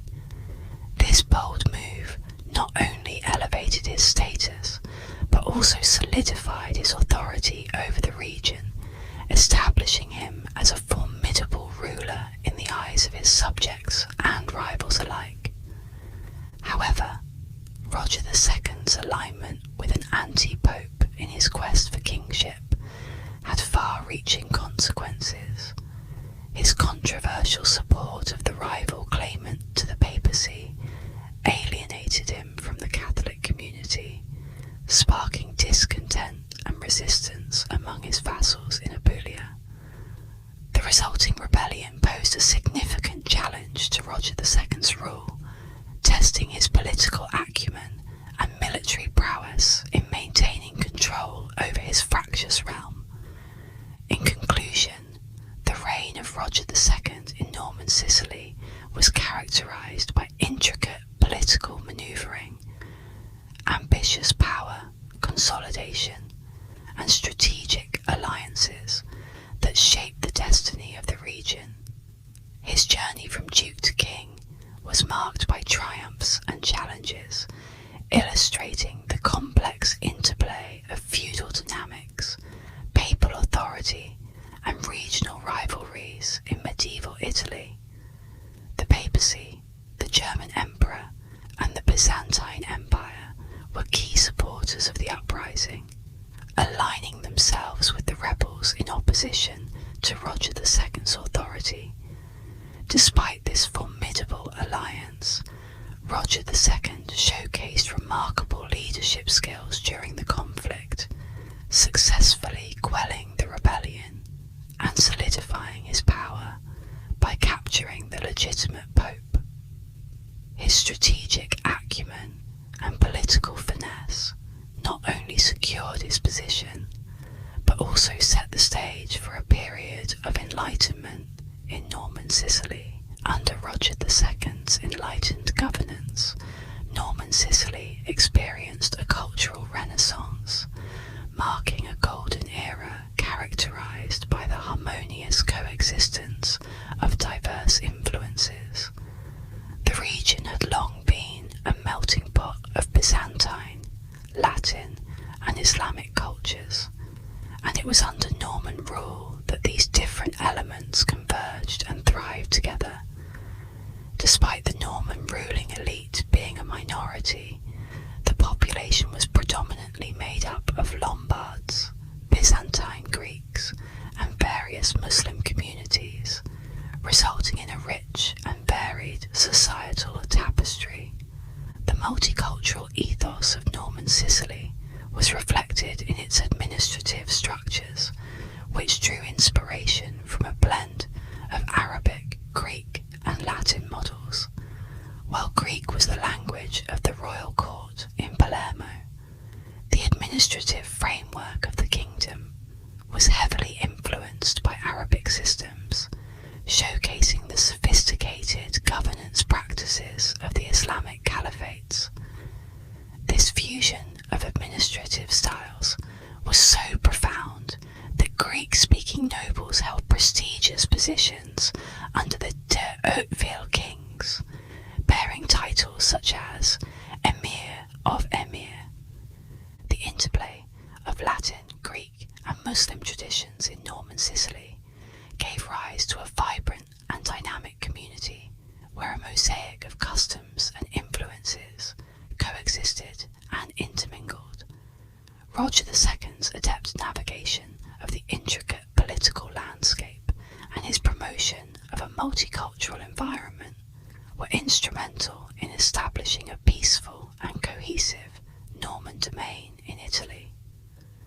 The legacy of Norman Sicily's cultural fusion left a lasting imprint on the medieval cultural landscape, shaping the region's identity and contributing to the broader tapestry of European history. King Roger of Sicily was not only a devoted supporter of the arts, but also a visionary leader who fostered a thriving creative community in Palermo.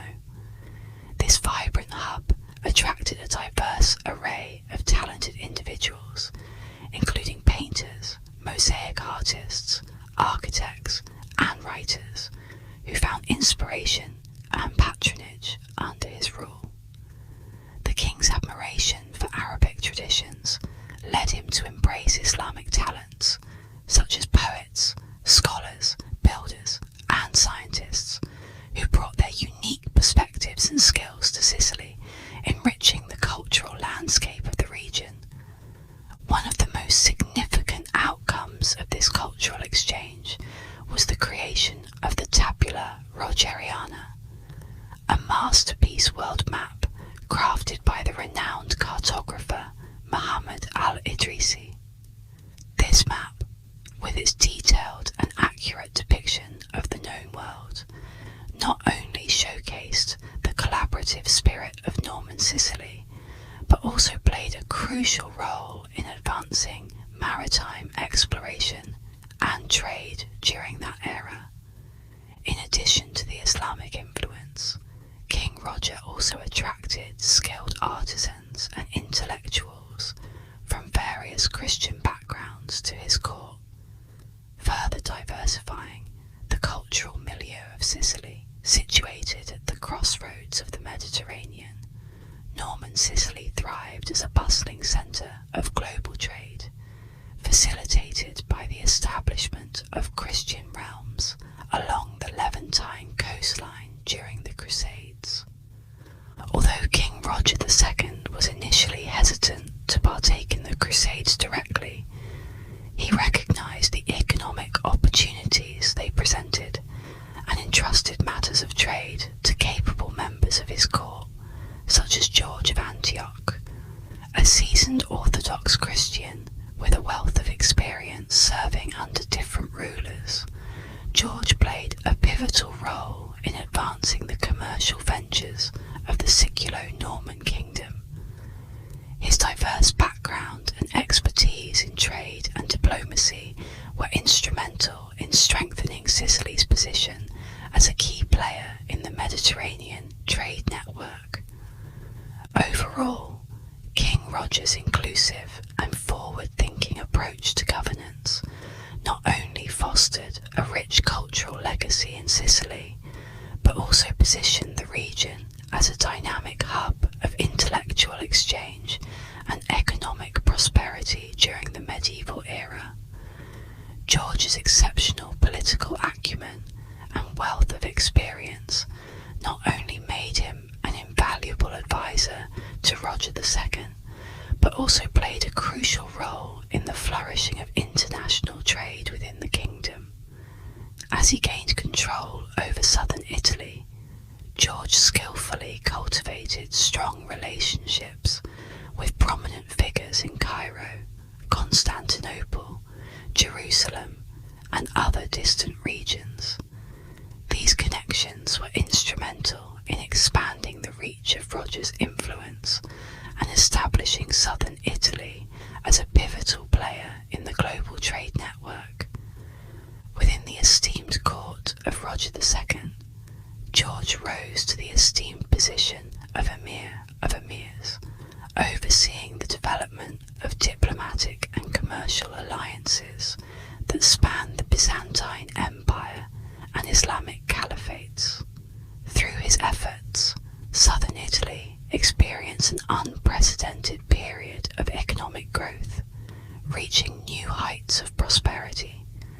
This economic resurgence had a transformative effect on the region, revitalizing key urban centers such as Palermo, Salerno, and Messina. Previously in decline following the Norman invasions, these cities underwent a renaissance, marked by a harmonious coexistence of diverse communities. The bustling ports of Sicily became vibrant hubs of trade activity, attracting merchants from various Mediterranean lands and fostering a dynamic environment of multilingual commerce. Roger II, while embracing the opportunities presented by international trade, also maintained his military ambitions, setting his sights on the conquest of North Africa from Sicily. The region of Ifriqiya, once a part of the Roman Empire, held vast resources and promising commercial prospects that piqued Roger's interest. Despite the challenges posed by the powerful Zirids of Ifriqiya, who had established themselves as formidable maritime players, Roger II recognised the potential for mutually beneficial trade partnerships. Over time, deep economic ties had been forged between the Zirids and Norman Sicily, laying the groundwork for a prosperous trade relationship that would further enrich both regions. Through George's strategic vision and Roger's ambitious pursuits, southern Italy emerged as a thriving economic powerhouse with a far-reaching influence in the international trade landscape. Sicily, once a Zirid protectorate under Islamic rule, had developed strong cultural bonds with the Arabs and Berbers of the Maghreb, which set it apart from the Latin inhabitants of mainland Italy. Despite these shared cultural affinities, tensions arose between the ruling house of Hauteville and the Sanhaja Berbers of the Banu Siri during the early years of Roger II's reign as King of Sicily. The economic partnership that had linked the two regions soon began to show signs of strain, leading to a deterioration in their relations. The situation escalated when Emir Ali ibn Yahya faced a dilemma as his vassal, Rafi, the governor of Garbs, decided to break away from his authority due to disagreements over trade restrictions that ibn Yahya had imposed on Garbs. Roger II, who was still holding the title of Duke at that time, sided with Gabes against Mahdia and employed the Sicilian navy to assist Gabes in asserting its autonomy in trade dealings. In response to this challenge, Emir ibn Yahya sought support from the neighbouring Almoravid dynasty in a strategic move aimed at reclaiming Sicily for the Muslim world. The ensuing conflict primarily played out at sea, with significant naval engagements marking the struggle for supremacy. In 1122, an Almoravid fleet launched an attack on Nicotera, a town in Calabria, capturing women and children in a show of force. In retaliation, Roger II mobilised a fleet of 300 ships in 1123 to lay siege to Mahdia. Although the invasion was repelled by a strong Islamic defence force at the fortress of Aldimas, Roger's forces managed to seize Pantelleria during the campaign. This series of events not only highlighted the complexities of the power dynamics in the Mediterranean region during this period, but also showcased the strategic manoeuvres and military prowess of the various factions involved. The clash between the Sicilian Normans, the Zirids, and the Almoravids underscored the intricate web of alliances and rivalries that characterised the medieval Mediterranean world. In 1127, the Maghreb warriors, known as the Almoravids, retaliated by launching a naval invasion in western Sicily, targeting the city of Syracuse and looting its riches. This marked a significant turning point in the power struggle in the region, as the de Hauteville dynasty, led by King Roger II, began to assert its dominance. Roger II, having consolidated his rule and dealt with various challenges in Europe, such as quelling rebellions in Apulia and fending off threats from powerful entities like the Byzantine Empire, German Empire, and the papacy, could now shift his focus towards confronting his adversaries in Africa. Meanwhile, the Zirid rulers, who had previously aligned themselves with the Almoravids, found themselves increasingly vulnerable as their alliance crumbled. This left them exposed to rival regional powers like the Ahmadids, leading to a precarious situation for the Zirids. In a surprising twist of fate, in 1135, Al-Hassan ibn Si Ali, the Zirid prince who had earlier repelled the Norman invasion, was forced to seek King Roger's protection against an invasion by the Hamadids. In exchange for military aid, Roger secured significant economic benefits in Ifriqiya, effectively making the Zirid city of Mahdia a vassal of the Norman realm, paying tribute to Roger's kingdom. The year 1135 also saw the Normans making their first significant incursion into Africa with the conquest of Jerba. This island had long been a haven for lawless Berber pirates who disrupted Sicilian maritime trade routes. King Roger entrusted George entrusted Emir of Emirs with the task of eliminating the pirate stronghold on Jerba. George executed this mission swiftly and efficiently, ridding the region of the pirate threat. Interestingly, the Christian conquest of Jerba did not spark widespread concerns in the Muslim world. In fact, the Islamic rulers of the Maghreb welcomed the Normans' actions, as the pirate presence had long been a source of disruption and lawlessness in the region. The eradication of the pirates was seen as a positive development by many Islamic princes, further solidifying the Normans' position in Africa. King Roger's initial interactions with the Maghreb were met with favour by the local populace. However, this sentiment took a sharp turn as the king's expansionist desires in the region began to unfold. The Norman conquest of Africa entered a new phase due to a significant environmental disaster, a devastating famine that struck the North African coast in the early 1140s. The famine exacerbated existing socio-economic tensions, leading to widespread hunger and dissatisfaction among the African population.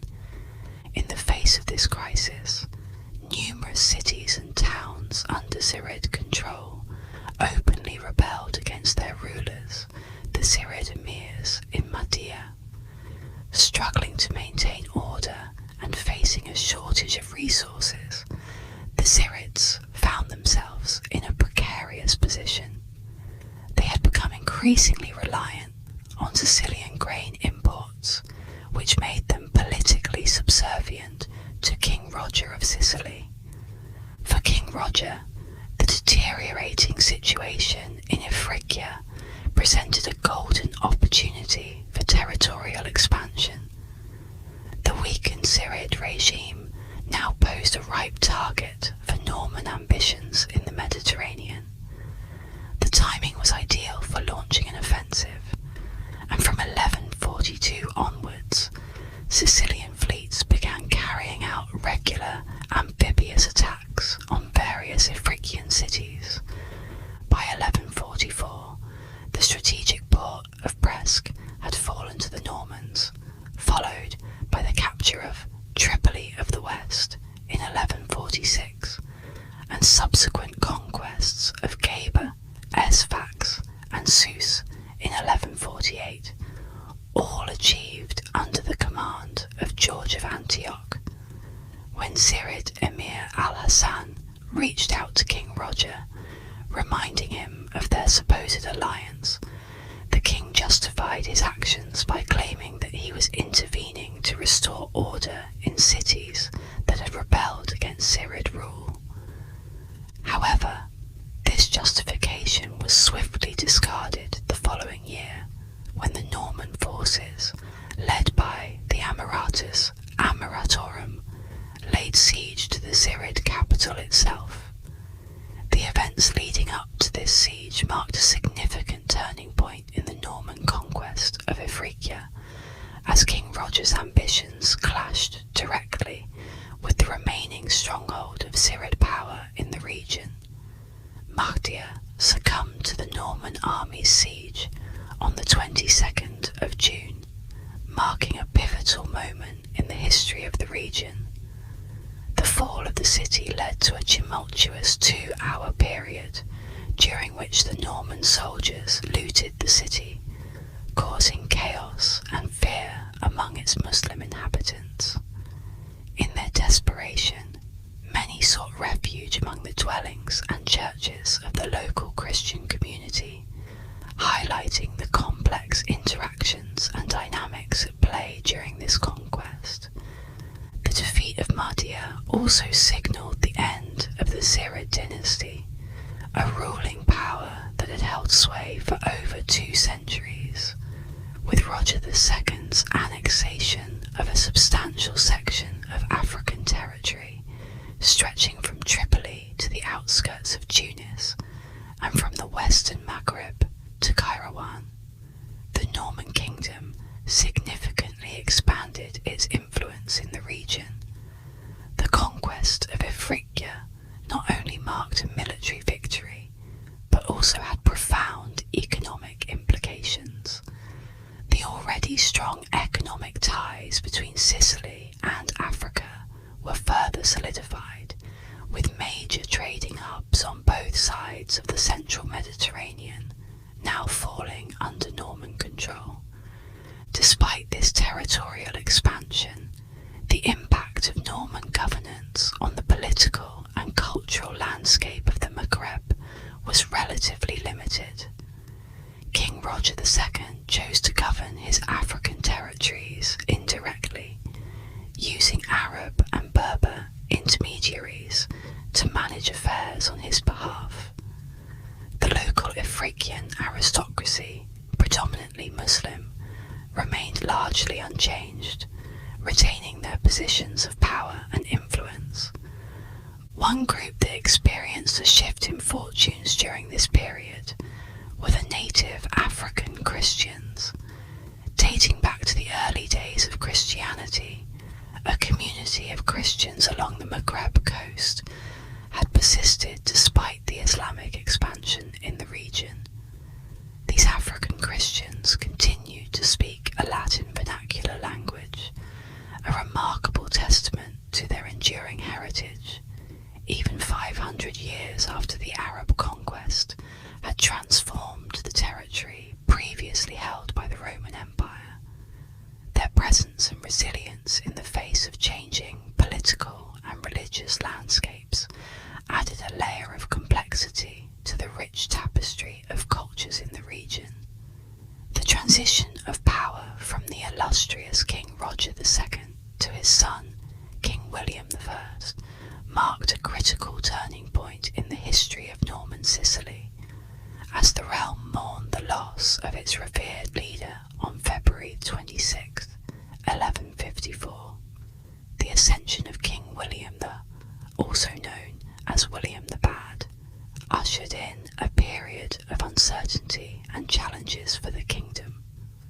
While some historians argue that the epithet the Bad was a product of biased contemporary accounts, it is undeniable that King William I struggled to fill the formidable shoes of his father. Unlike the visionary and capable governance of King Roger II, King William I appeared disinterested in the meticulous administration of his realm. His tendency to delegate royal responsibilities to his officials created a power vacuum that did not go unnoticed by the kingdom's adversaries.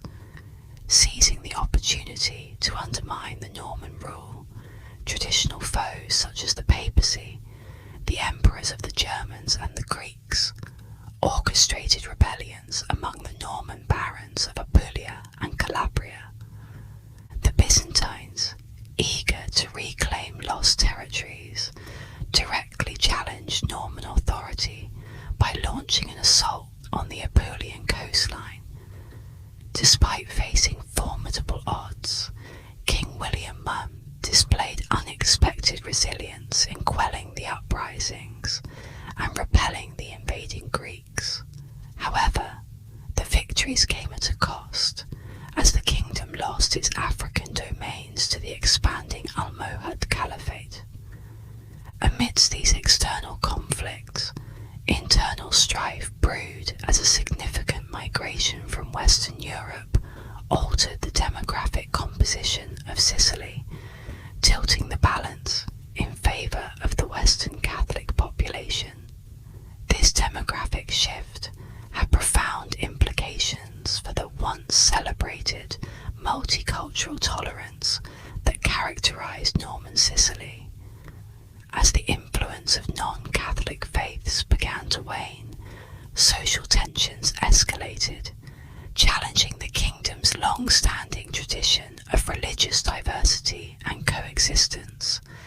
In essence, the reign of King William III of Norman Sicily was a period marked by political upheaval, external threats, and internal discord. The legacy of King Roger II's golden era seemed increasingly increasingly distant as the kingdom navigated turbulent waters under the leadership of a monarch who struggled to preserve the stability and multicultural harmony that had once defined Norman Sicily. In the 1160s, instances of organised violence against the Muslim community in Sicily escalated, leading to a significant shift in the social landscape.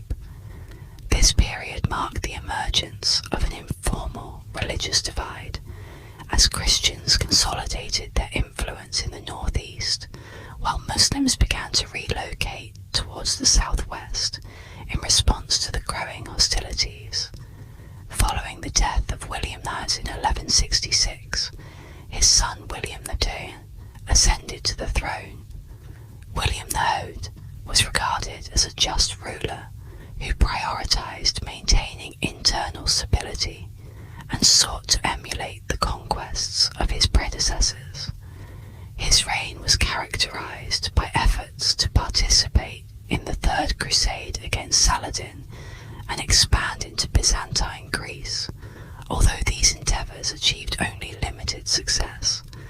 Despite his otherwise commendable rule, William II's legacy was marred by a crucial misstep that would have far-reaching consequences.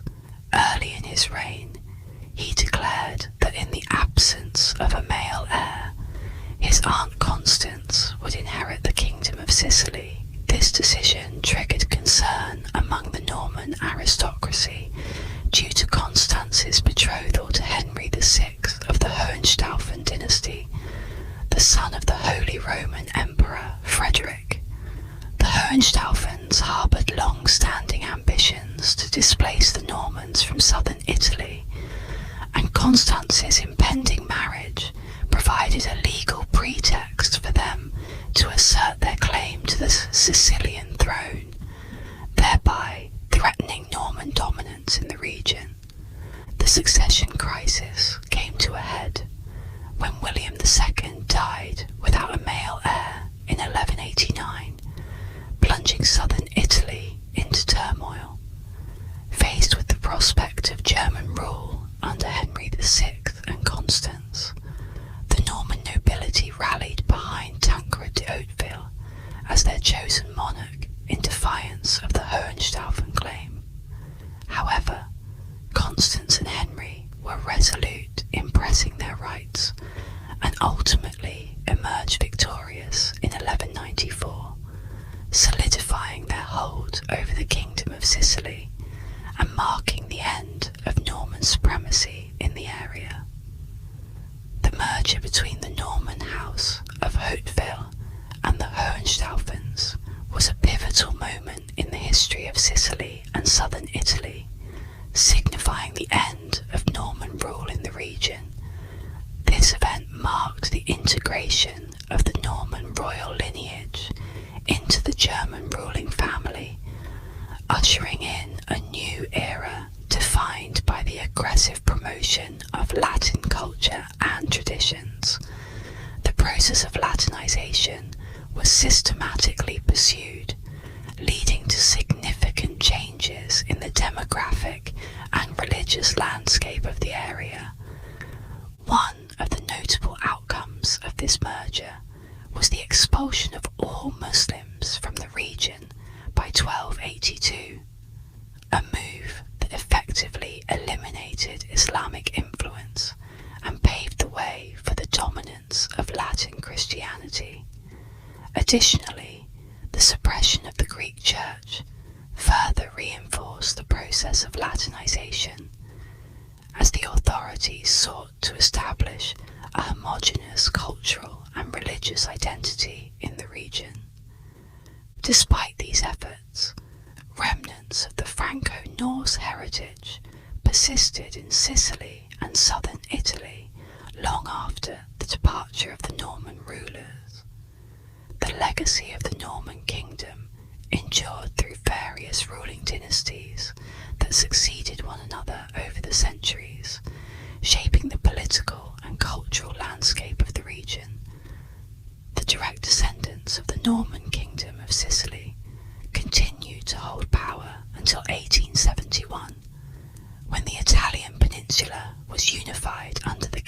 Italy, marking the end of their direct governance.